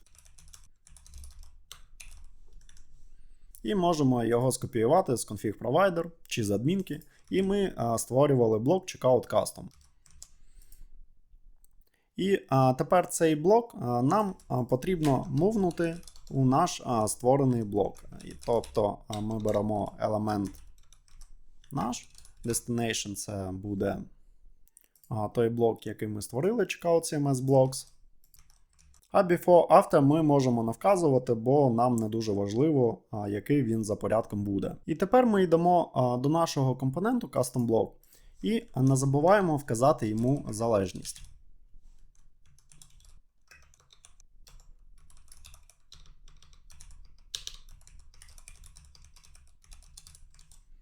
І залежність буде від того компоненту, який ми створили ось тут. Тобто в нас є блок з темплейтом CMS блок PHTML. І тут ми створювали ось цей компонент CMS Blocks Provider. І, до речі, тут також я пропустив S, бо це буде множина. Ми будемо передавати багато блоків. І наш цей компонент CMS Blocks Provider залежить від Checkout Provider, а наш кастомний компонент у Vendor Module буде залежати вже від нашого CMS Blocks Provider. І таким чином автоматично від Checkout Provider, якщо це знадобиться. І тепер нам вже доведеться створити JavaScript компонент, бо ми напишемо певну логіку. І це буде JS View Custom Block. І створюємо цю JS-ку.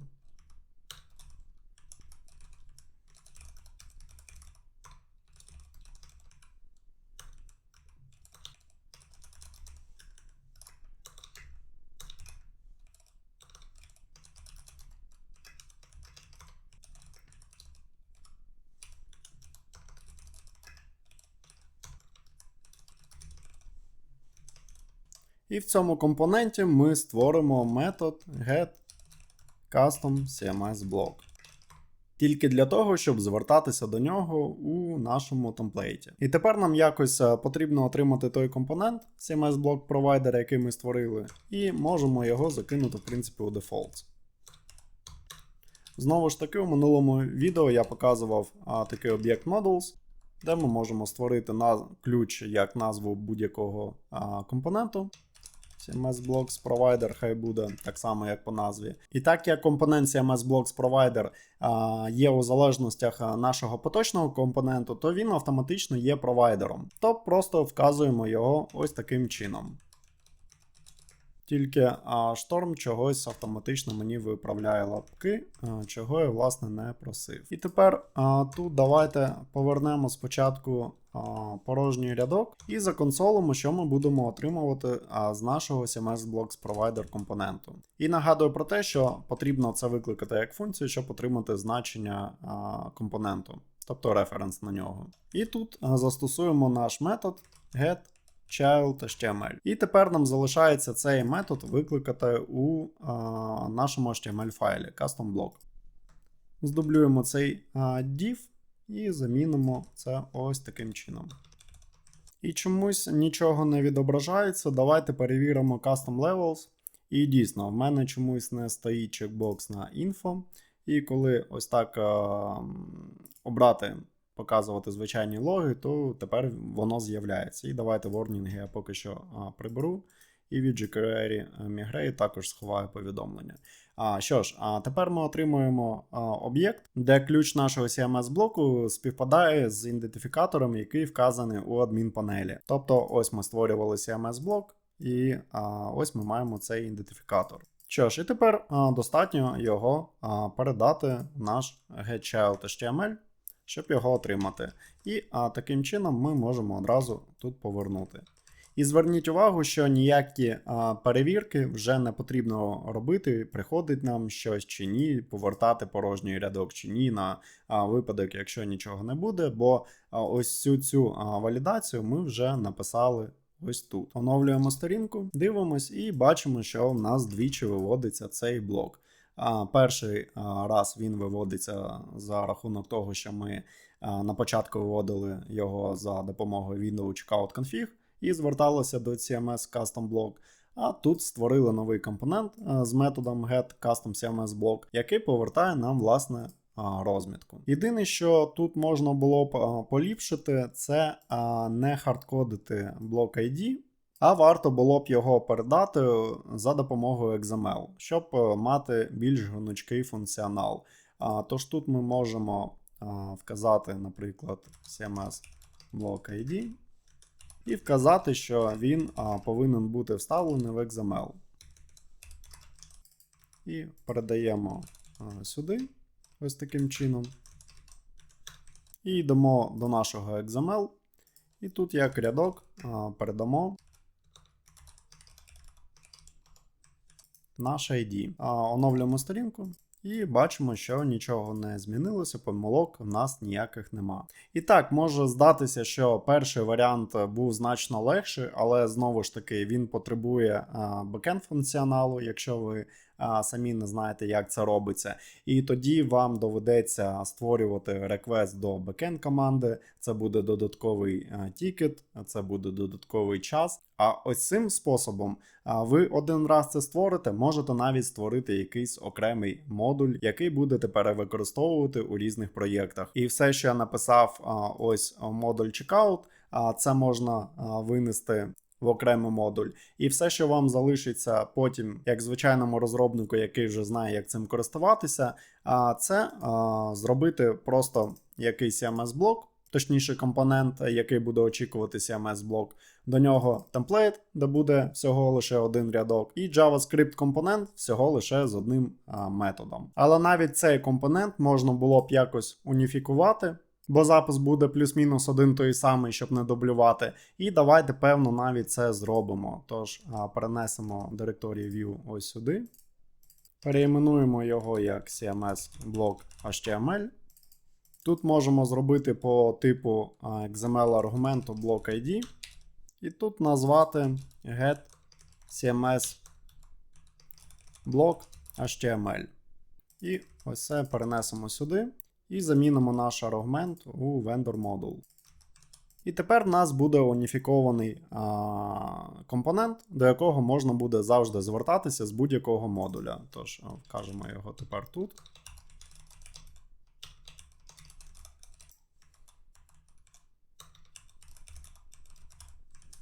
І в темплейті нам потрібно замінити назву методу. То беремо getCMS-блок.html і переносимо ось сюди. Оновимо сторінку, ніби нічого не зламалося, все працює. І щоб перевірити, наскільки легше тепер вставляти нові блоки, давайте створимо ще один, тобто здублюємо поточний. Увімкнемо його, назвемо його 2. Тут хай буде також 2. І тут вкажемо двієчку. Давайте змінимо heading на H2. Копіюємо цей ідентифікатор. І тепер ось у нас є вже розмітка. І давайте змінимо контейнер з beforeForm на beforeFields. Тут назвемо компонент CustomBlock 2. Сам компонент ми перевикористаємо, буде той самий. Створимо інший темплейт, ID замінимо, а залежності залишаємо так, як є, бо наш компонент повинен залежати від CMS Blocks Provider. І тут копіюємо наш темплейт. І тут ми, в принципі, бачимо, що нам доводиться дублювати один той самий метод. То з цього ми бачимо, що, в принципі, темплейт ми також можемо перевикористовувати. Просто не додавати до нього ще якусь розмітку. І винести її можна в окремий компонент, якщо нам потрібно щось кастомне, чи просто створити декілька компонентів. Ось у цій структурі. Тобто до Custom Block 2 ми можемо створити ще один якийсь блок, наприклад, UI-елемент, і там свою розмітку, і після також ще один елемент. І тоді нам не доведеться дублювати ось ці блоки з тим самим методом getCMSBlock.html. Тож давайте темплейт також перенесемо у Magento Checkout.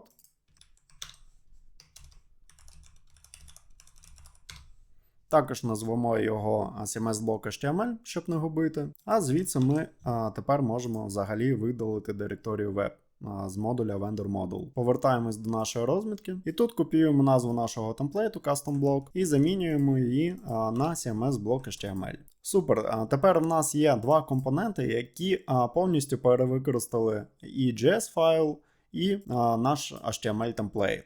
Єдине, що ми тут змінюємо, тільки блок ID, відповідно до того блоку, ідентифікатор CMS блоку, який нам потрібно вивести. Тут давайте впевнимось у темплейті, що так, ми використовуємо тільки цей метод і все. Повертаємось на Storefront. І бачимо якусь помилку. Давайте подумаємо, що могло піти не так. І так, воно шукає CMSBlock.html у Vendor Module. Ми забули замінити значення з Vendor Module на Magento Checkout, так як ми перенесли цей темплейт. Знову оновимо сторінку. І ми бачимо тільки один блок, який виводиться у getRegin before form. Можливо, я помилився з назвою Region, і воно виводиться не там, де я цього очікую. Давайте подивимося, що тут є ще з Region. І так, Before Fields у нас такого Region нема. Давайте подивимось, що у нас ще виводиться тут. І я не бачу нічого такого, щоб можна було зараз швидко перевикористати, тож давайте, певно, Before Form також повернемо. І вставимо наш Custom блок одразу за Custom блок 1. Оновимо сторінку, і все одно в нас виводиться тільки один блок. Хоча, якщо подивитися, в нас дублюється databind.html getCMS блок двічі, але тут ми отримуємо порожній рядок. І давайте законсолимо те, що нам приходить, щоб подивитися, в чому може бути помилка.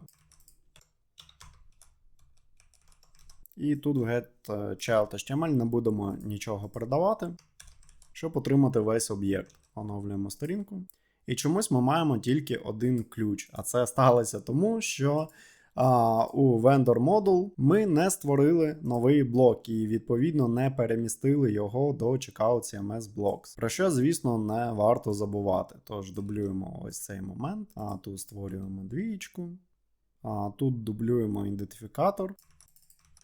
І move ми також дублюємо. І тепер оновлюємо сторінку, і вже ми бачимо в нас два ключі з нашими блоками. І, відповідно, обидва блока зараз виводиться. Що ж, давайте це якось підсумуємо, щоб було зрозуміло, що за чим йде. Тож, ми повертаємося до модулю Magento Checkout. До контейнеру Content ми створили звичайний блок, який вставили після блоку Checkout Root, який є рутовим блоком, який має в собі структуру усіх компонентів на чекауті, тобто в JS Layout. Далі під нього ми створили темплейт CMS Blocks, створили об'єкт, в якому ми будемо створювати ключ по аргументу блок ID у будь-якому модулі, в якому ми захочемо в цей блок передати якісь чайлди. І на прикладі ми це робимо у Vendor Module, Checkout Index, референсимо, тобто створюємо нові CMS-блоки, у якого обов'язково повинен бути в XML структурі аргумент блок ID. Передаємо ID ідентифікатор CMS-блоку, який ми створили у адмінці. І далі мувуємо усі блоки, які нам потрібні, в наш створений блок Checkout CMS Blocks, який знову ж таки ми створили в Magento Checkout, Checkout Index. Ось його name. Далі в CMS Blocks ми просто створили якийсь умовний store, тобто провайдер з усіх CMS-блоків, і передаємо їх у JSON форматі туди. В цьому JavaScript файлі ми просто парсимо наші блоки і створюємо метод getChildHTML по аналогії того, як працює в PHTML шаблонах. І цей метод буде вести себе так само. Якщо ми не передаємо жодних аргументів у цей метод, то ми повертаємо об'єкт з усіма CMS-блоками. Якщо ж ми передаємо блок ID, ми у нашому об'єкті шукаємо співпадіння. Якщо вони є, повертаємо розмітку нашого CMS-блоку, що виглядає ось приблизно так. Тобто ось ключ, ось значення у вигляді розмітки, яка нам приходить з бази. А якщо ми по цьому ключу нічого в об'єкті не знаходимо, ми повертаємо порожній рядок. І далі в якомусь модулі наш існуючий блок checkout.root, JS layout, ми знаходимо місце, куди помістити наш CMS-блок, чи існуючий, чи створюємо нове, створюємо якийсь компонент з унікальною назвою, який буде наслідувати, перевикористовувати існуючий вже компонент JS CMS-блок HTML, підсовуємо туди існуючий HTML-темплейт, в якому буде тільки div з біндінгом HTML і з методом getCMS-блок.html, який ми створили ось тут. Ось цей console.log ми можемо вже видалити. І, в принципі, це все. Якщо ми згорнемо те, що ми написали у Magento Checkout, і уявімо, що ви створили якийсь кастомний модуль для вашої компанії і перенесли всю цю логіку туди, то у вашій темі буде тільки умовний модуль Magento Checkout у вашій темі, чи якийсь кастомний модуль, у якому ви хочете щось показати. І як ми бачимо, в нас тут залишається тільки XML, де ми створюємо CMS-блоки, переносимо в той блок, який в нас створений вже ось у цьому модулі.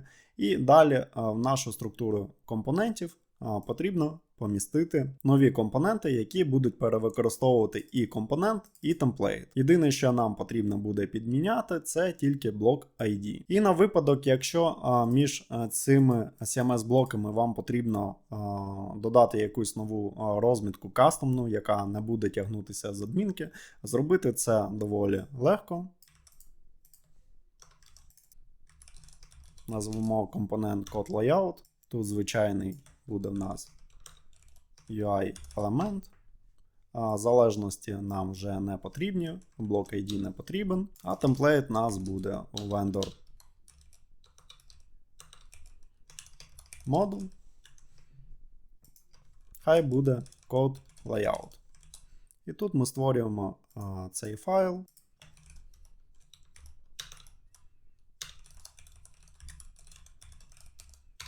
Забув додати HTML. І тут напишемо code layout between CMS blocks. Оновимо сторінку і бачимо, що це дійсно працює. Тобто спочатку ми виводимо CMS-блок, де ми перевикористали і компонент, і темплейт. Далі ми вставили кастомний компонент з кастомним темплейтом, де написали якусь розмітку. І далі знову ж таки вставили CMS-блок. Я розумію, що це може сприйматися складно, я жодним чином не наполягаю, що ви так робили. Я просто показав спосіб, який особисто зручніший для мене, який не потребує жодного втручання зі сторони бекенду. Тут є можливість перевикористовувати і JS, і HTML файли. І в цілому з XML-структурою, яка більш гнучка, можна працювати зручніше. В будь-якому випадку не забувайте про те, що якщо у вас виникнуть якісь питання, ви можете задати їх особисто до мене ось у цій телеграм-групі. Буду радий на них відповісти.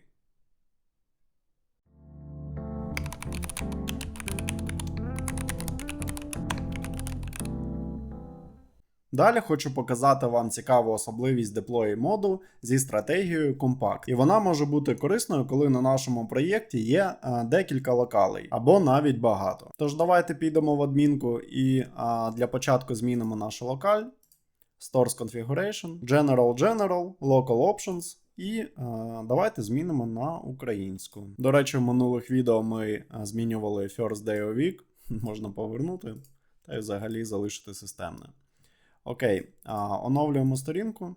І змін ми не побачили, тож не забуваємо про те, що нам необхідно скинути кеш. Можна це зробити через адмінку, а можна піти до терміналу і написати bin magenta cache flash. Знову оновлюємо сторінку. І, ймовірно, ми тут не бачимо змін, бо в Magento майже немає української локалізації. Єдине, де це можна, здається, подивитися, це коли в нас є адреса, і можемо обрати country, і тут всі країни названі українською мовою. Але все інше, як ви бачите, воно взагалі не локалізоване. Але це не важливо. Єдине, що ми можемо тут переконатися ще, що, наприклад, статичні файли, як зображення, в нас тягнуться вже з локалізацією UK-UA. І також ми це можемо ще перевірити у табі Sources. Якщо ви користуєтесь Firefox, то у вас це буде таб Debugger. Розгортаємо статику. І тут бачимо локалізацію NUS і UK-UA. Так, добре, ми змінили дефолтну локалізацію з NUS. Тепер в нас їх дві, і тепер ми трохи можемо з цим побавитись. Як це на практиці можна застосувати? Коли ви будете працювати з UI-компонентами, може бути така ситуація, коли ви поклали якесь зображення до вашої теми, наприклад, у нас є Web Images logo, і ви створили темплейт під певний компонент, тобто HTML-темплейт, як ми зробили у минулому розділі. І по-перше, давайте розберемося, як отримати шлях на ось цю директорію Images. Тож створюємо тут якийсь div, а в ньому буде image. І тут нам потрібен буде лише data-bind, attribute. І тут ми вказуємо require to URL метод. І тут ми вказуємо директорію images і logo SVG. То в принципі це дуже схоже на метод getFileViewURL, який ми розглядали у темплейтах. І можемо ще додатково тут залишити атрибут alt з транслейтом, що це логотип. Оновимо сторінку і бачимо, що наш логотип виводиться. І тягнеться він з нашої теми з локалізації UK-UA Images Logo SVG.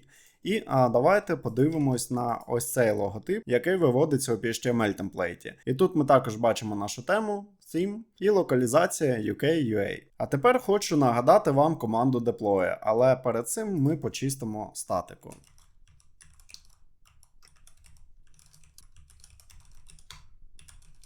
Тож команда deploy в нас bin magenta, setup, static content, deploy. Так як ми у dev-моді, нам потрібен flag force, вказуємо нашу тему vendor sim і локалізацію UK-UA. Але так як ми знаходимося у режимі розробника, то в принципі нам нема сенсу то робити, бо після чистки статики і коли ми завантажимо сторінку, вона автоматично сама згенерується, навіть без цієї команди. Але ми це більше робимо, щоб потестити додатковий флаг, який називається Strategy. І тут ми вказуємо стратегію Compact. І така стратегія може використовуватися на клауді в продакшн моді. Давайте запустимо, переконаємо, що це працює. Ми отримали помилку, і я пропустив флаг T, коли вказував тему. Вибачаюсь. Запускаємо ще раз. І ми бачимо, що деплой пішов. І тут ми бачимо ще таку цікаву ситуацію, коли в нас генерується спочатку дефолт, якого раніше ми не бачили. Тобто в нас всі теми збілдили спочатку default, а потім вже під локалі UK-UA. А для чого це потрібно? Ви бачили, що в нас є інша локаль. Якщо б я зараз не вказав тут локаль, то згенерувалось тут окремо ще, окрім default, UK-UA і NUS. Ідея полягає в оптимізації статичних файлів. Тобто, коли в нас нема залежності від певної локалі, то Magento автоматично кладе їх в дефолт. Тобто статичні файли з цієї директорії, вони загальні для усіх локалей. Але коли в нас є розбіжності для певної локалі, то воно відповідно покладе їх в різні локалі. І давайте подивимося, що ми отримали на фронті. І ми бачимо, що, наприклад, зображення, де ми використали required URL в темплейті компоненту, воно все ще веде на нашу поточну локаль UK, UA. Але коли ми погортаємо доверху і подивимось на зображення, яке виводиться у PHTML, ми тут бачимо, що в темі застосовується шлях, який вказує на локаль default.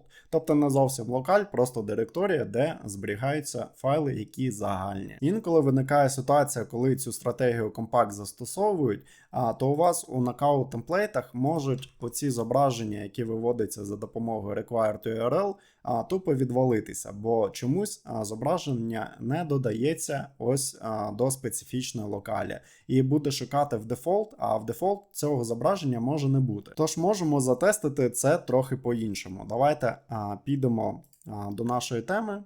Знову ж таки, директорія web. І тут ми можемо створити додаткову директорію, яка буде називатися i18n. І тут нам необхідно вказати локаль. І давайте вкажемо UK, UA. І перенесемо нашу директорію images з логу SVG ось сюди. Повертаємось до терміналу, знову чистимо нашу статику і повторюємо деплой, але тепер я навіть приберу локаль, щоб подивитися, що буде. І тут ми бачимо, що NUS не генерується, бо я змінив локаль в дефолт конфізі в адмінці, а не зробив це для якогось специфічного стору. Але тоді нам довелося створити два різних стори, я просто не хочу витрачати на це час. Тож оновимо сторінку тепер, і ми бачимо, що зверху тепер з PHTML виводиться стандартний логотип, який знаходиться у бланк темі. Але коли ми погортаємо донизу, бачимо, що в нас залишається той самий логотип, який був, бо для локалі UK-UA,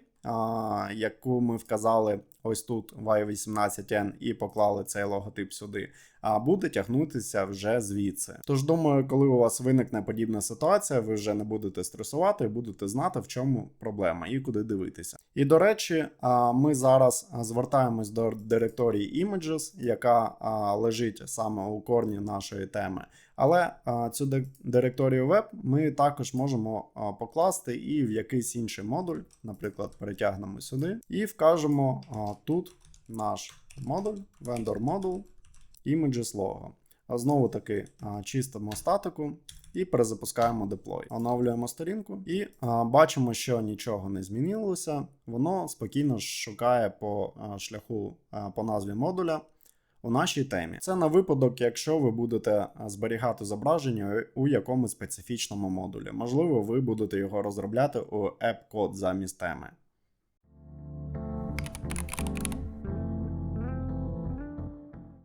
Далі хочу показати вам декілька моментів, які дуже часто зустрічаються на практиці від проєкту до проєкту. І давайте почнемо з найлегшого. Ми переходимо до степу Payment. І тут у нас є форма Apply Discount Code. І дуже часто дизайнери малюють цю форму ось у цьому блоці Summary, тобто у міні-карті. І іноді малюють так, що вона виглядає здубльованою, тобто знаходиться і тут, а іноді її просто переміщують з цього місця до Summary. Тож давайте спробуємо це зробити.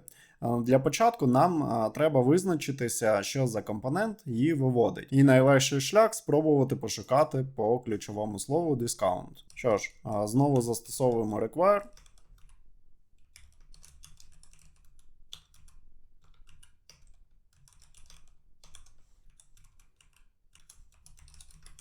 І спробуємо знайти компонент, ім'я якого, тобто індекс, буде співпадати з discount.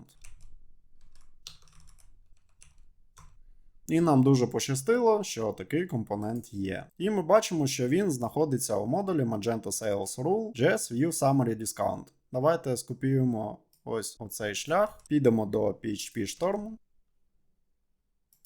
і відкриємо цю JS-ку, щоб натиснути ось цю кнопку і одразу знайти, в якому модулі це знаходиться.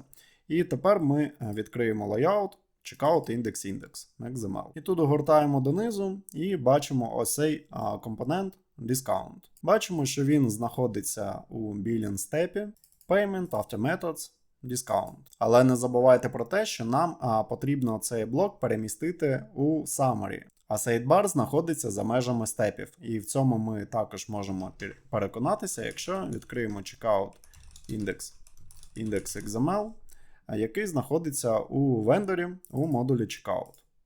Ми вже до нього зверталися. І тут нам потрібно знайти, ми згорнемо степи, і тут бачимо sidebar. Розгортаємо його, і тут у нас є summary та shipping information. Тобто ось у нас order summary, order information це ship to. Тож розгортаємо саме summary, і тут у нас є totals, items before, cart items і items after.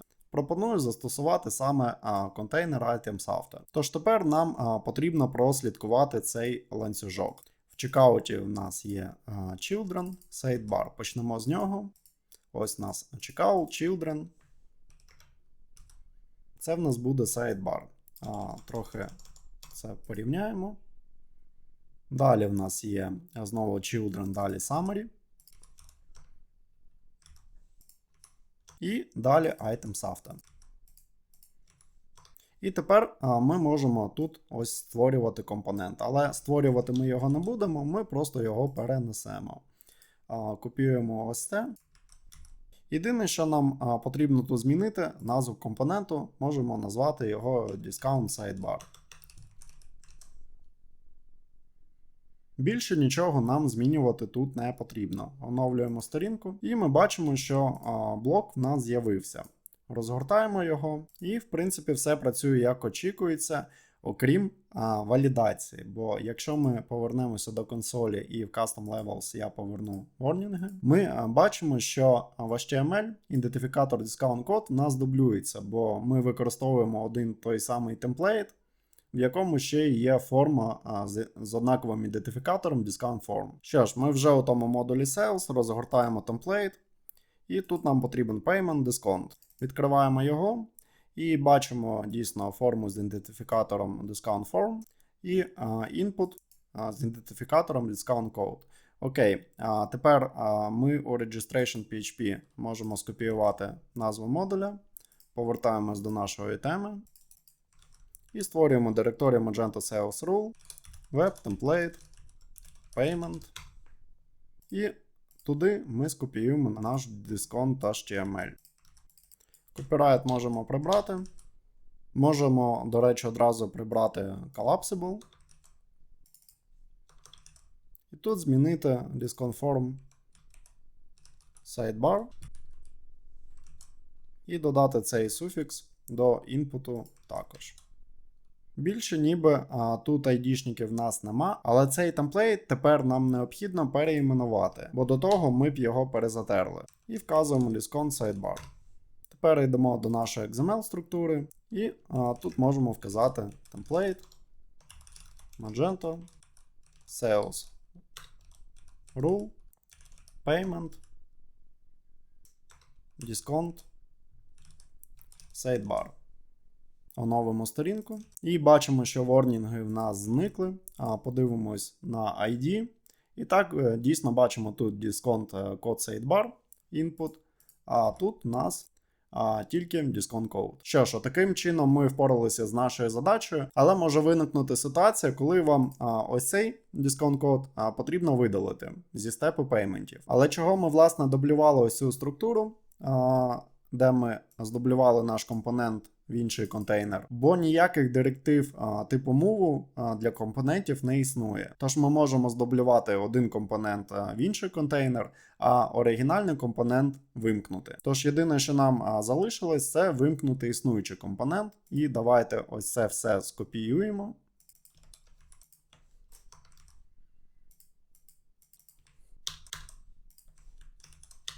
І щоб вимкнути існуючий компонент, нам потрібно вказати аргумент component_disabled. Вставляємо булове значення і прописуємо component_disabled. І як значення в нас буде true. Оновимо сторінку. І бачимо, що звідси вже discount code пропав, але залишився у сайдбарі. Тож, давайте трохи підсумуємо і повторимо. Є в нас модуль Sales Rule, в якому створений компонент з назвою Discount, але тільки це не той компонент, він знаходиться у степах. Ось він. То так як в нас нема змоги переміщувати компоненти у структурі, ми можемо повністю скопіювати цей компонент, перенести в те місце, де він нам потрібен, і в даному випадку це в нас буде sidebar у контейнері items after. ми вставляємо цей компонент, змінюємо його назву, бо в структурі компонентів не можна, щоб імена дублювалися. І якщо нам компонент потрібно здублювати, цього в принципі достатньо. Якщо нам потрібно умовно перемістити, то ми дублюємо компонент в один контейнер, де нам потрібно, потім звертаємось до існуючого контейнеру, до існуючого ім'я компоненту і вимикаємо його за допомогою аргументу component_disabled зі значенням true. Але у випадку, коли ми здублювали, але не вимкнули цей компонент, не забуваємо про те, що у темплейті може бути така ситуація, що є в HTML розмітці ідентифікатори, як тут у інпуті і у формі. І щоб в нас не було проблем з валідацією, ми перегружаємо собі темплейт, змінюємо назву і не забуваємо цей аргумент темплейт зі шляхом на новий темплейт вказати у нашій XML структурі. І після того ми отримуємо ось такий результат. На цьому все.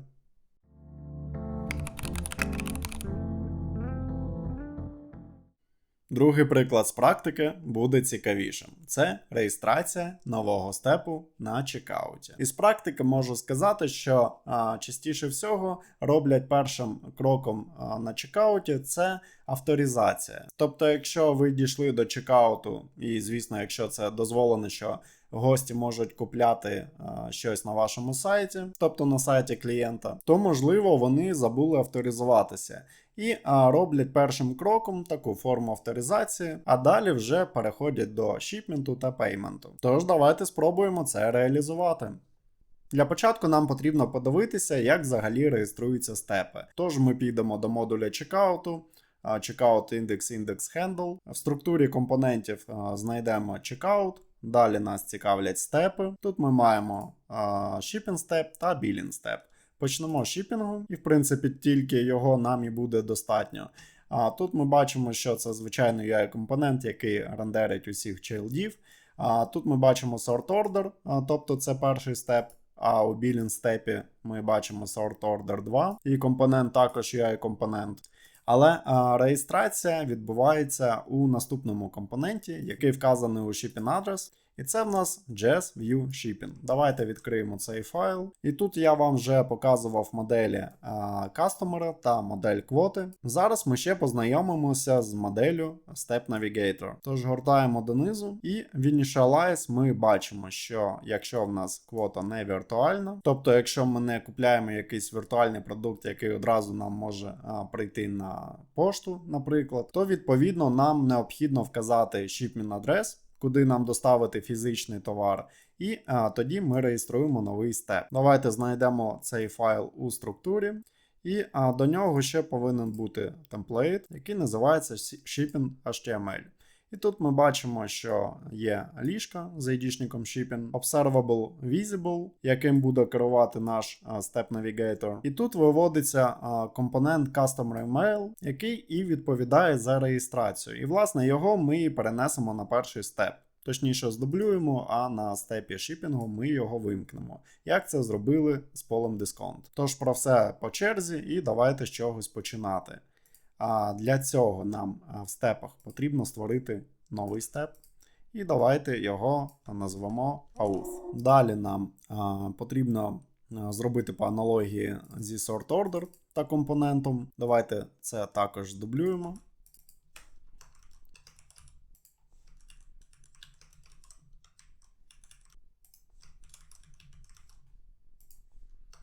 І так як ми цей степ будемо переносити на початок, то змінити порядок нам потрібно для всіх. А ось компонент ми можемо одразу вказати тут. І давайте пропишемо vendor, model, JS, view, auth, step. І повертаємось до нашої теми і одразу створимо цей JS файл.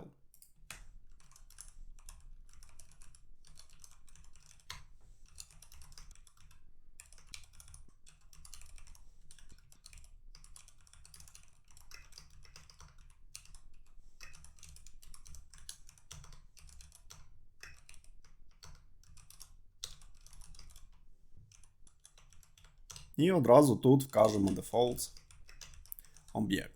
А поки його наповнювати не будемо, подивимося, що нам тут необхідно. А тут нам шторм підказує, які аргументи є в Register Step методі у Step Navigator моделі. І перше це буде код, аліас, як ми бачимо, тут порожній. Далі нам потрібен title одразу з перекладом, observable is visible, щоб ми могли перемикати степ, метод, який буде методом навігації до нашого степу. І передамо sort order, щоб степ-навігатор розумів, в якому порядку підключати наші компоненти. Точніше, реєструвати новий степ. Тож для початку ми до нашого компоненту перенесемо модель степ-навігатору.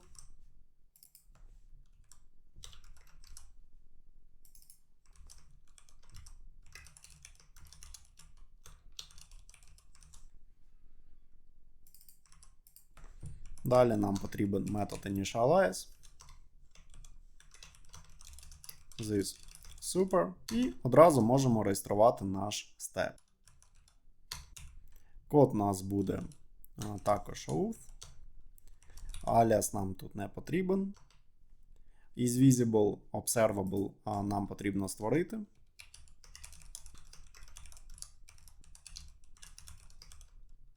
Можемо навіть одразу вказати true, бо це буде перший степ. І не забуваємо додати knockout до залежностей.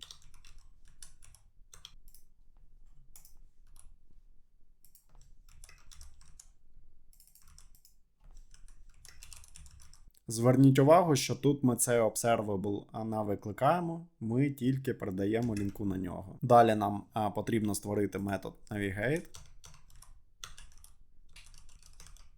який в себе буде приймати аргумент step. І повертаємо його. Якщо step у нас є, ми повертаємо step is visible true. І байдимо сюди наш метод.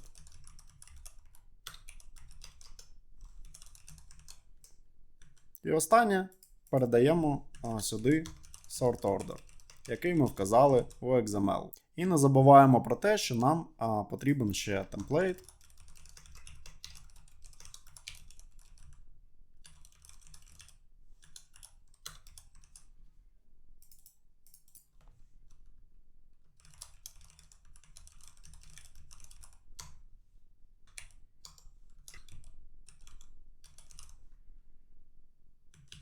І давайте у шипінгу подивимось, яка там розмітка. Також нам потрібен ось цей binding.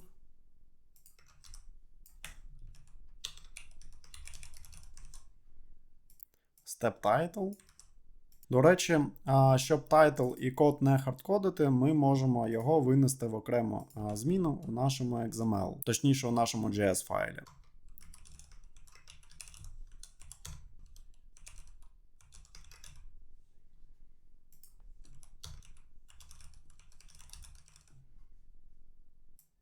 Десь наш нокаут улетів. Таке також буває.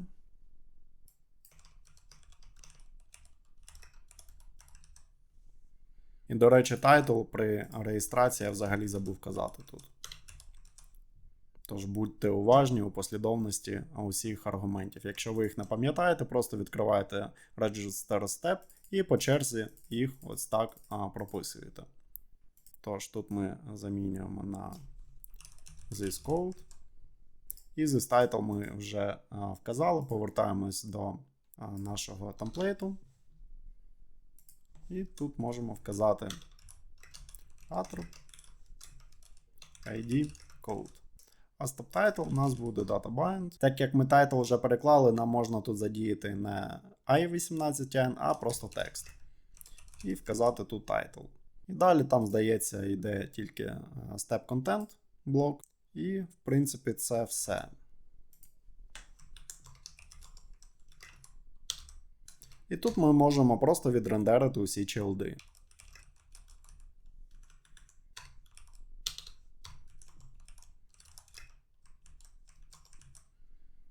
Що ж, давайте спробуємо затестити, чи це взагалі працює. Оновлюємо сторінку. Нас запам'ятало, що ми знаходимося на степі Shipping, то нам достатньо клікнути на Sign In. і перейти сюди. А далі в нас немає child компонентів, то нам необхідно перенести компонент Customer Email сюди. Тож йдемо до Checkout Index, який знаходиться в модулі чекауту. Знаходимо наш компонент Customer Email і перенесемо його сюди.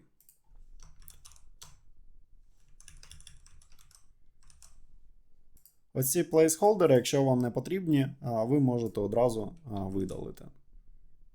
Але так як в нас оригінальний компонент залишається, його необхідно вимкнути. І він знаходиться у shipping step, у shipping address, і тут нам необхідно тільки його назва. Що ж, давайте ось це скопіюємо. І в shipping step у нас буде childs, тобто children, shipping address, знову children. І тут же наш компонент Customer Email, який ми будемо вимикати. Ось і все, позбулися конкурента. Давайте подивимось, чи з'явилася у нас форма і чомусь її немає. Але ми бачимо тут, що там, де ми виводимо темплейт, тобто в нас є for each з усіх чайлдів, і ми отримуємо їх темплейт. Тут далі те, що ми не прописали із Customer Logged In, це означає, що сам компонент підгрузився, але так як ми вже залогінені, то ми цю форму і не бачимо, що в принципі логічно. Давайте створимо тут якусь кнопку.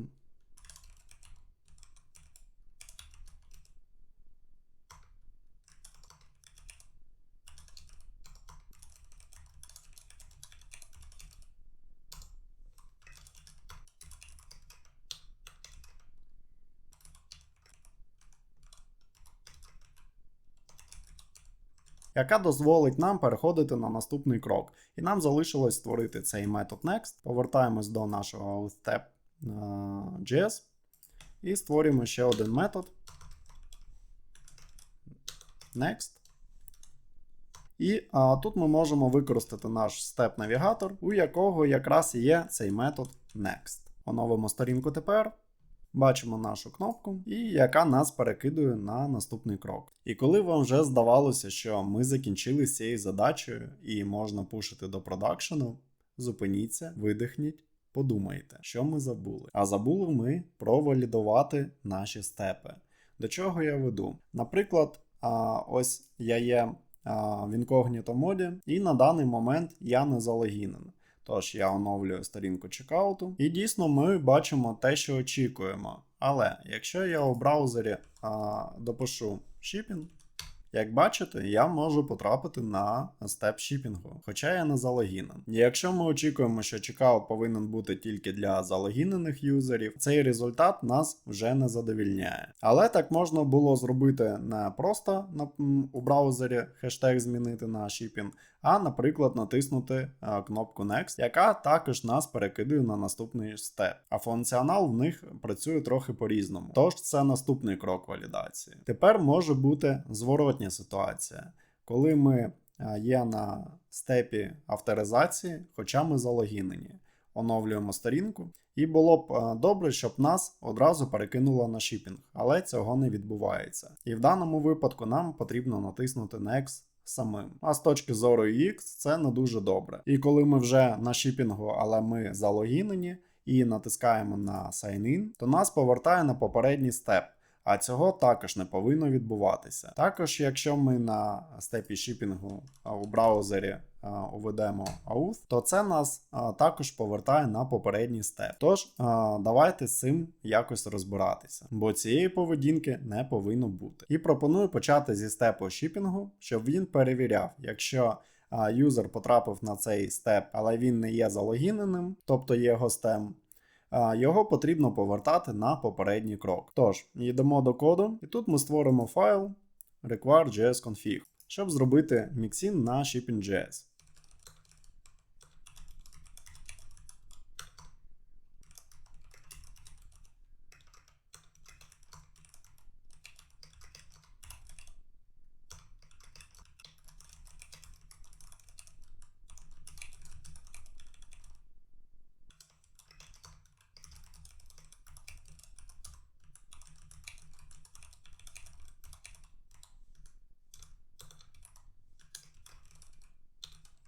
Перевірте шлях на оригінальний файл shipping.js, щоб переконатися, що ми його правильно вказали. А далі нам потрібно створити файл shipping mixin.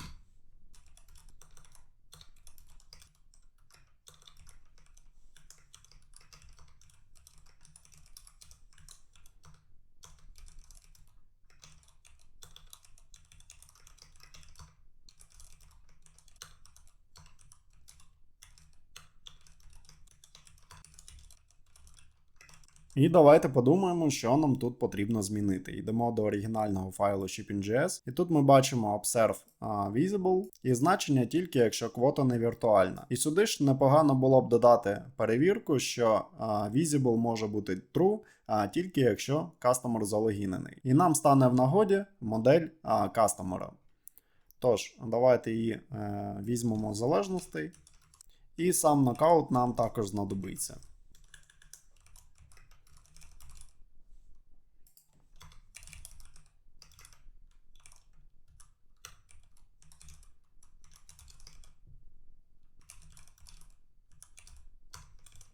Але зверніть увагу, що ми тут забули додати ту саму перевірку щодо квоти, бо цю логіку нам не потрібно руйнувати. А квота в нас знаходиться за моделлю Magento Checkout Model Quote. Тож її також перенесемо сюди. І скопіюємо ось цю частину. Давайте перевіримо, чи вирішуються взагалі якісь проблеми, які в нас склалися. Ми йдемо в Incognito, у нас відкритий степ шіпінгу, оновлюємо сторінку і бачимо, що ми все ще залишаємось на степі шіпінгу. Тож давайте дивитися далі. Тут ми бачимо, що в нас є метод, який відслідковує зміну хешу у браузері. І за це відповідає метод Navigate. Тож він нам також знадобиться. І тут ми будемо повертати перевірку, що якщо в нас кастомер залогінений, ми повернемо просто з super. Тобто виконуємо той метод, який є в нас в оригінальному скрипті. Але якщо ні, нам потрібно створити якийсь новий метод, який нас буде повертати до попереднього степу. І давайте його одразу тут пропишемо. Navigate to auth step. І одразу його тут створимо. І відповідно, щоб в нас була змога навігації, нам потрібно в залежності додати ще степ-навігатор. До речі, коли я додав квоту, я забув її вказати тут в callback-аргументах. І тут нам достатньо у степ-навігатору використати метод setHash і вказати auth. Тобто той самий код, по якому ми реєстрували новий степ. Що ж, давайте перевіримо тепер. Але тут я бачу, що нам щось підкреслює, можливо, ми десь тут помилилися. Давайте ще подивимось. Тут видно, ми квоту не забули, ми її просто продублювали. Тож тепер зберігаємо. Так, це не дуже зручно читається, але іноді ось такі тултіпи від PHP Storm, вони можуть бути корисні. Але не тоді, коли нам повертається великий об'єкт і всі методи перераховуються тут. Що ж, окей, давайте перевіримо, що в нас виходить наразі. Що ж, тут ми бачимо, що коли ми були на шіпінгу, нас повернуло на auth крок. Давайте спробуємо натиснути Next, і ми все одно попадаємо на shipping крок. Давайте ще раз оновимо сторінку і спробуємо руцями тут ввести shipping. І ось тепер ця валідація працює. Тож, ми переконуємося в тому, що цей Navigate метод в нас спрацьовує, але він спрацьовує тільки тоді, коли в адресному рядку ми руцями змінюємо цей хеш. Нам залишилось тільки зробити перевірку на ось цей Observable Visible, що коли він змінюється, перевіряти значення. І якщо воно true, але ми все одно не залогінені, повертати нас на попередній степ. І давайте додамо тут listens.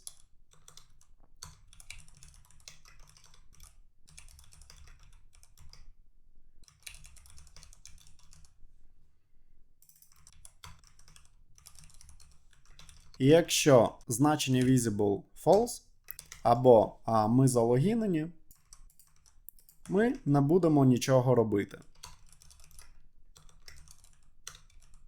У зворотньому ж випадку нам доведеться повернутися на попередній крок. І робимо ось таким чином. Тобто ми підписалися на зміну значення цього visible, отримуємо callback метод onVisibleUpdate. Тут перевіряємо значення. Якщо воно true, але ми при цьому не залогінені, то ми будемо виконувати метод navigate to AU step. Тобто повертатися на зворотній крок. А тут ми просто написали зворотню умову. Тож тепер перевіряємо ще раз. І в нас до того була можливість перейти на наступний крок за допомогою цієї кнопки Next. Натискаємо її зараз. І ця змога в нас досі є. Але це тепер відбувається через Binding Fate Visible, бо в нього є певна затримка для анімації, і нам потрібно виконати цей метод також з затримкою. Тож виконуємо setTimeout.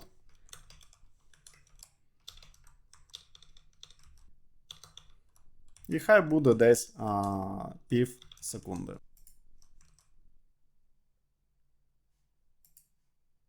Натискаємо Next і бачимо, що тепер нас повертає на попередній крок, хоч і з такою дивною анімацією. І все, що нам залишилось доробити, це вже наш AU Step, щоб робити перевірку, якщо ми залогінені, автоматично нас перекидати на наступний крок. І це зробити доволі легко, бо ми вже створили метод Next, який задіє метод Next у степ-навігатор і відповідно перекидає нас на наступний крок. То ось тут, де в нас є entry point метод initialize, далі ми можемо зробити перевірку. Якщо ми залогінені, будемо виконувати ось цей крок, тобто метод. Єдине, що нам потрібно сюди додати також модель кастомера. Можемо скопіювати з нашого міксину.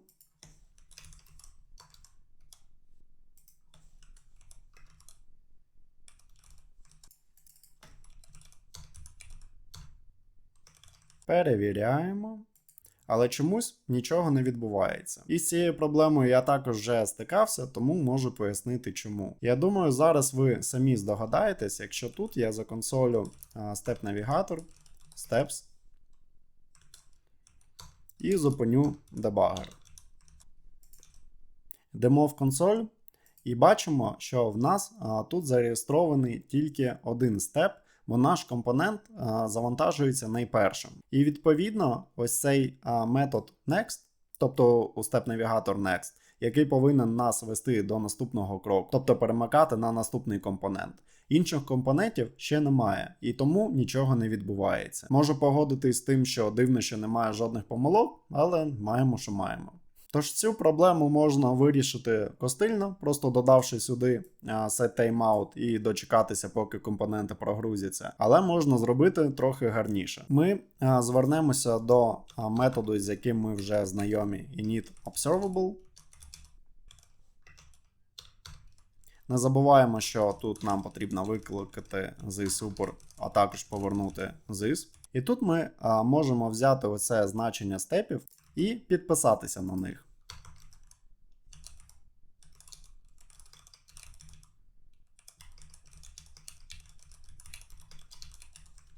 І створюємо такий собі callback метод. Переносимо його кудись вниз. І можемо поки що законсолити steps. А оце ми з initialize приберемо і вставимо сюди, але поки що законсолимо.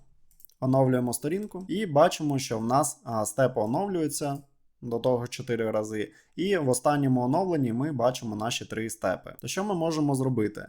Ми можемо додати до нашої перевірки,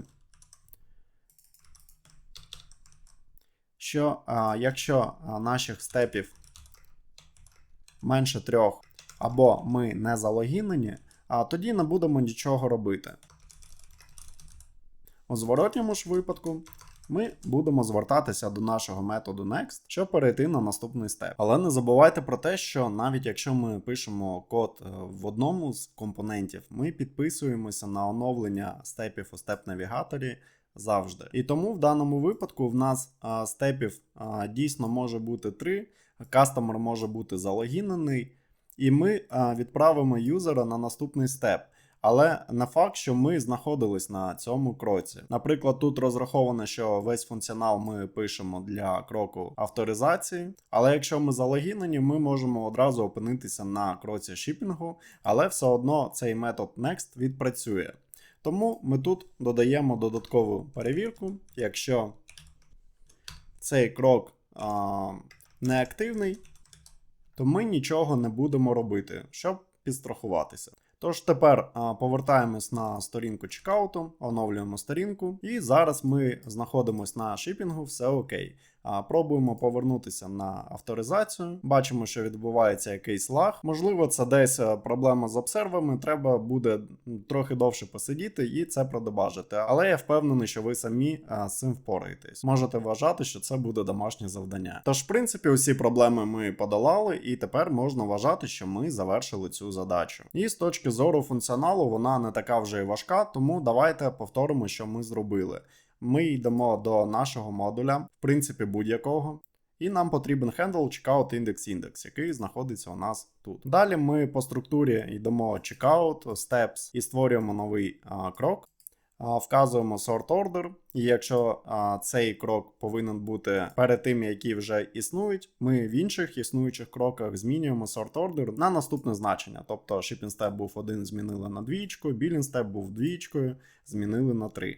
А тут ми вказали sort order 1, і під цей компонент ми створили кастомну JS-ку. В цій кастомній JS ми звернулися до моделі Step Navigator, де в initialize методі, тобто в entry point, ми реєструємо новий степ, де ми вказуємо код. Аліас ми можемо залишити null, вказуємо перекладений title, тобто назву нашого кроку, передаємо observe, але не викликаємо його, який відповідає за відображення поточного компоненту, тобто темплейту. Прив'язуємо метод navigate, який також створюємо, і якщо в нас тут потрапляє наш крок, то ми у цьому компоненті, тобто фактично це this, змінюємо із visible на true і передаємо додатково this sort order. Тобто його тут можна було б навіть захардкодити. Але так робити недобре, тому sort order ми передали у XML. Ось він. А код та title ми винесли в defaults, щоб їх можна було змінювати також у XML згодом. А також ці зміни нам зручно перевикористовувати у нашому темплейті, який належить до поточного компоненту. То в ID степу ми вказали код як ідентифікатор, а title як текст для блоку step title. Далі у нашому темплейті ми просто виводимо усі чилди, якщо нам не потрібна якась складна логіка. Якщо потрібно, тоді ми розбиваємо наші компоненти на регіони. Тобто за допомогою форича та getRegin ми можемо дістати різні компоненти в різних місцях за допомогою атрибуту displayArea. І вказуємо назву того регіону, де потрібно вивести наші компоненти. Якщо ваш кастомний крок, наприклад, не зв'язаний з авторизацією, а вам просто потрібно відобразити якусь інформацію і дати юзеру змогу натиснути самому далі, щоб перейти на наступний крок, то ви можете створити ось таку кнопку з callback методом next, який також створюємо в нашому компоненті. І задіємо знову ж таки модель Step Navigator, у якого є свій метод Next. В нашому ж випадку, якщо при завантаженні сторінки ми вже залогінені, нам автоматично потрібно юзера перекинути на наступний крок, тобто шипінгу. Та в цьому разі нам потрібно переконатися, що наступні кроки вже прогрузилися, тобто компоненти доступні. Тому ми зробили ось таку перевірку Init Observable, підписалися на Observe степів і передали callback метод onStepsUpdate. І тут зробили перевірку. Якщо цей крок зараз не активний, якщо степів менше 3, або ж кастомер не залогінен, ми, звісно, не будемо перекидати юзера на наступний крок, бо він не пройшов валідацію. Але ж якщо все окей, тоді ми перекидаємо юзера на наступний крок. Але на наступному кроці нам також потрібна невеличка валідація, тому ми зробили mixin на оригінальний метод shipping.mixin, тобто shipping.js, який прописаний у кроці shipping.step, і він належить до компоненту shipping.address. І тут ми переписали початкове значення для observe visible, де спочатку була перевірка тільки на віртуальну квоту, але ми додали ще перевірку на стан юзера, тобто залогінений він чи ні. В Navigate метод ми також переписали, щоб зробити ту саму перевірку на стан юзера. І якщо він не залогінений, повертати його на попередній крок за допомогою методу setHash у моделі Step Navigator і передати туди код нашого степу, на який потрібно повернутися. А цей код ми вказали у step, код, який знаходиться в defaults. І так як значення visible в нас може змінюватися, а не тільки початково ми перевіряємо, то ми можемо зробити callback метод onVisibleUpdate і тут робити також перевірку. Якщо степ активний, але кастомер при цьому не залогінений, то ми відправляємо його на попередній степ. А затримку ми тут робимо виключно через проблему байдінгу Fade Visible, який робить це затримкою, тобто анімацію переходу. І не забуваємо про те, що за замовчуванням є реалізація рендеру Customer Email, тобто форма авторизації для нативного методу shipping, тобто компоненту, то в нашому випадку його необхідно було вимкнути, і ми це зробили звертанням до цього компоненту Customer Email, який знаходиться на shipping степі у компоненті Shipper Address, і за допомогою Component Disabled ми його вимкнули. Сподіваюся, більша частина вам зрозуміла. Якщо ви будете повторювати і у вас щось піде не так, то звісно ви можете питати мене та інших підписників у телеграм-групі. Я завжди відкритий для цього. А на цьому все.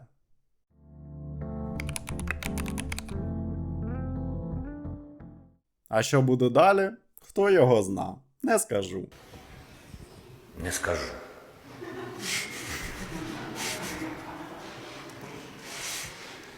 Дякую. Підписуйтесь на канал та групу, підтримайте мене донатами, підписуйтесь на канал, тицькайте дзвіночок, ставте вподобайку та залишайте коментарі. Па-па!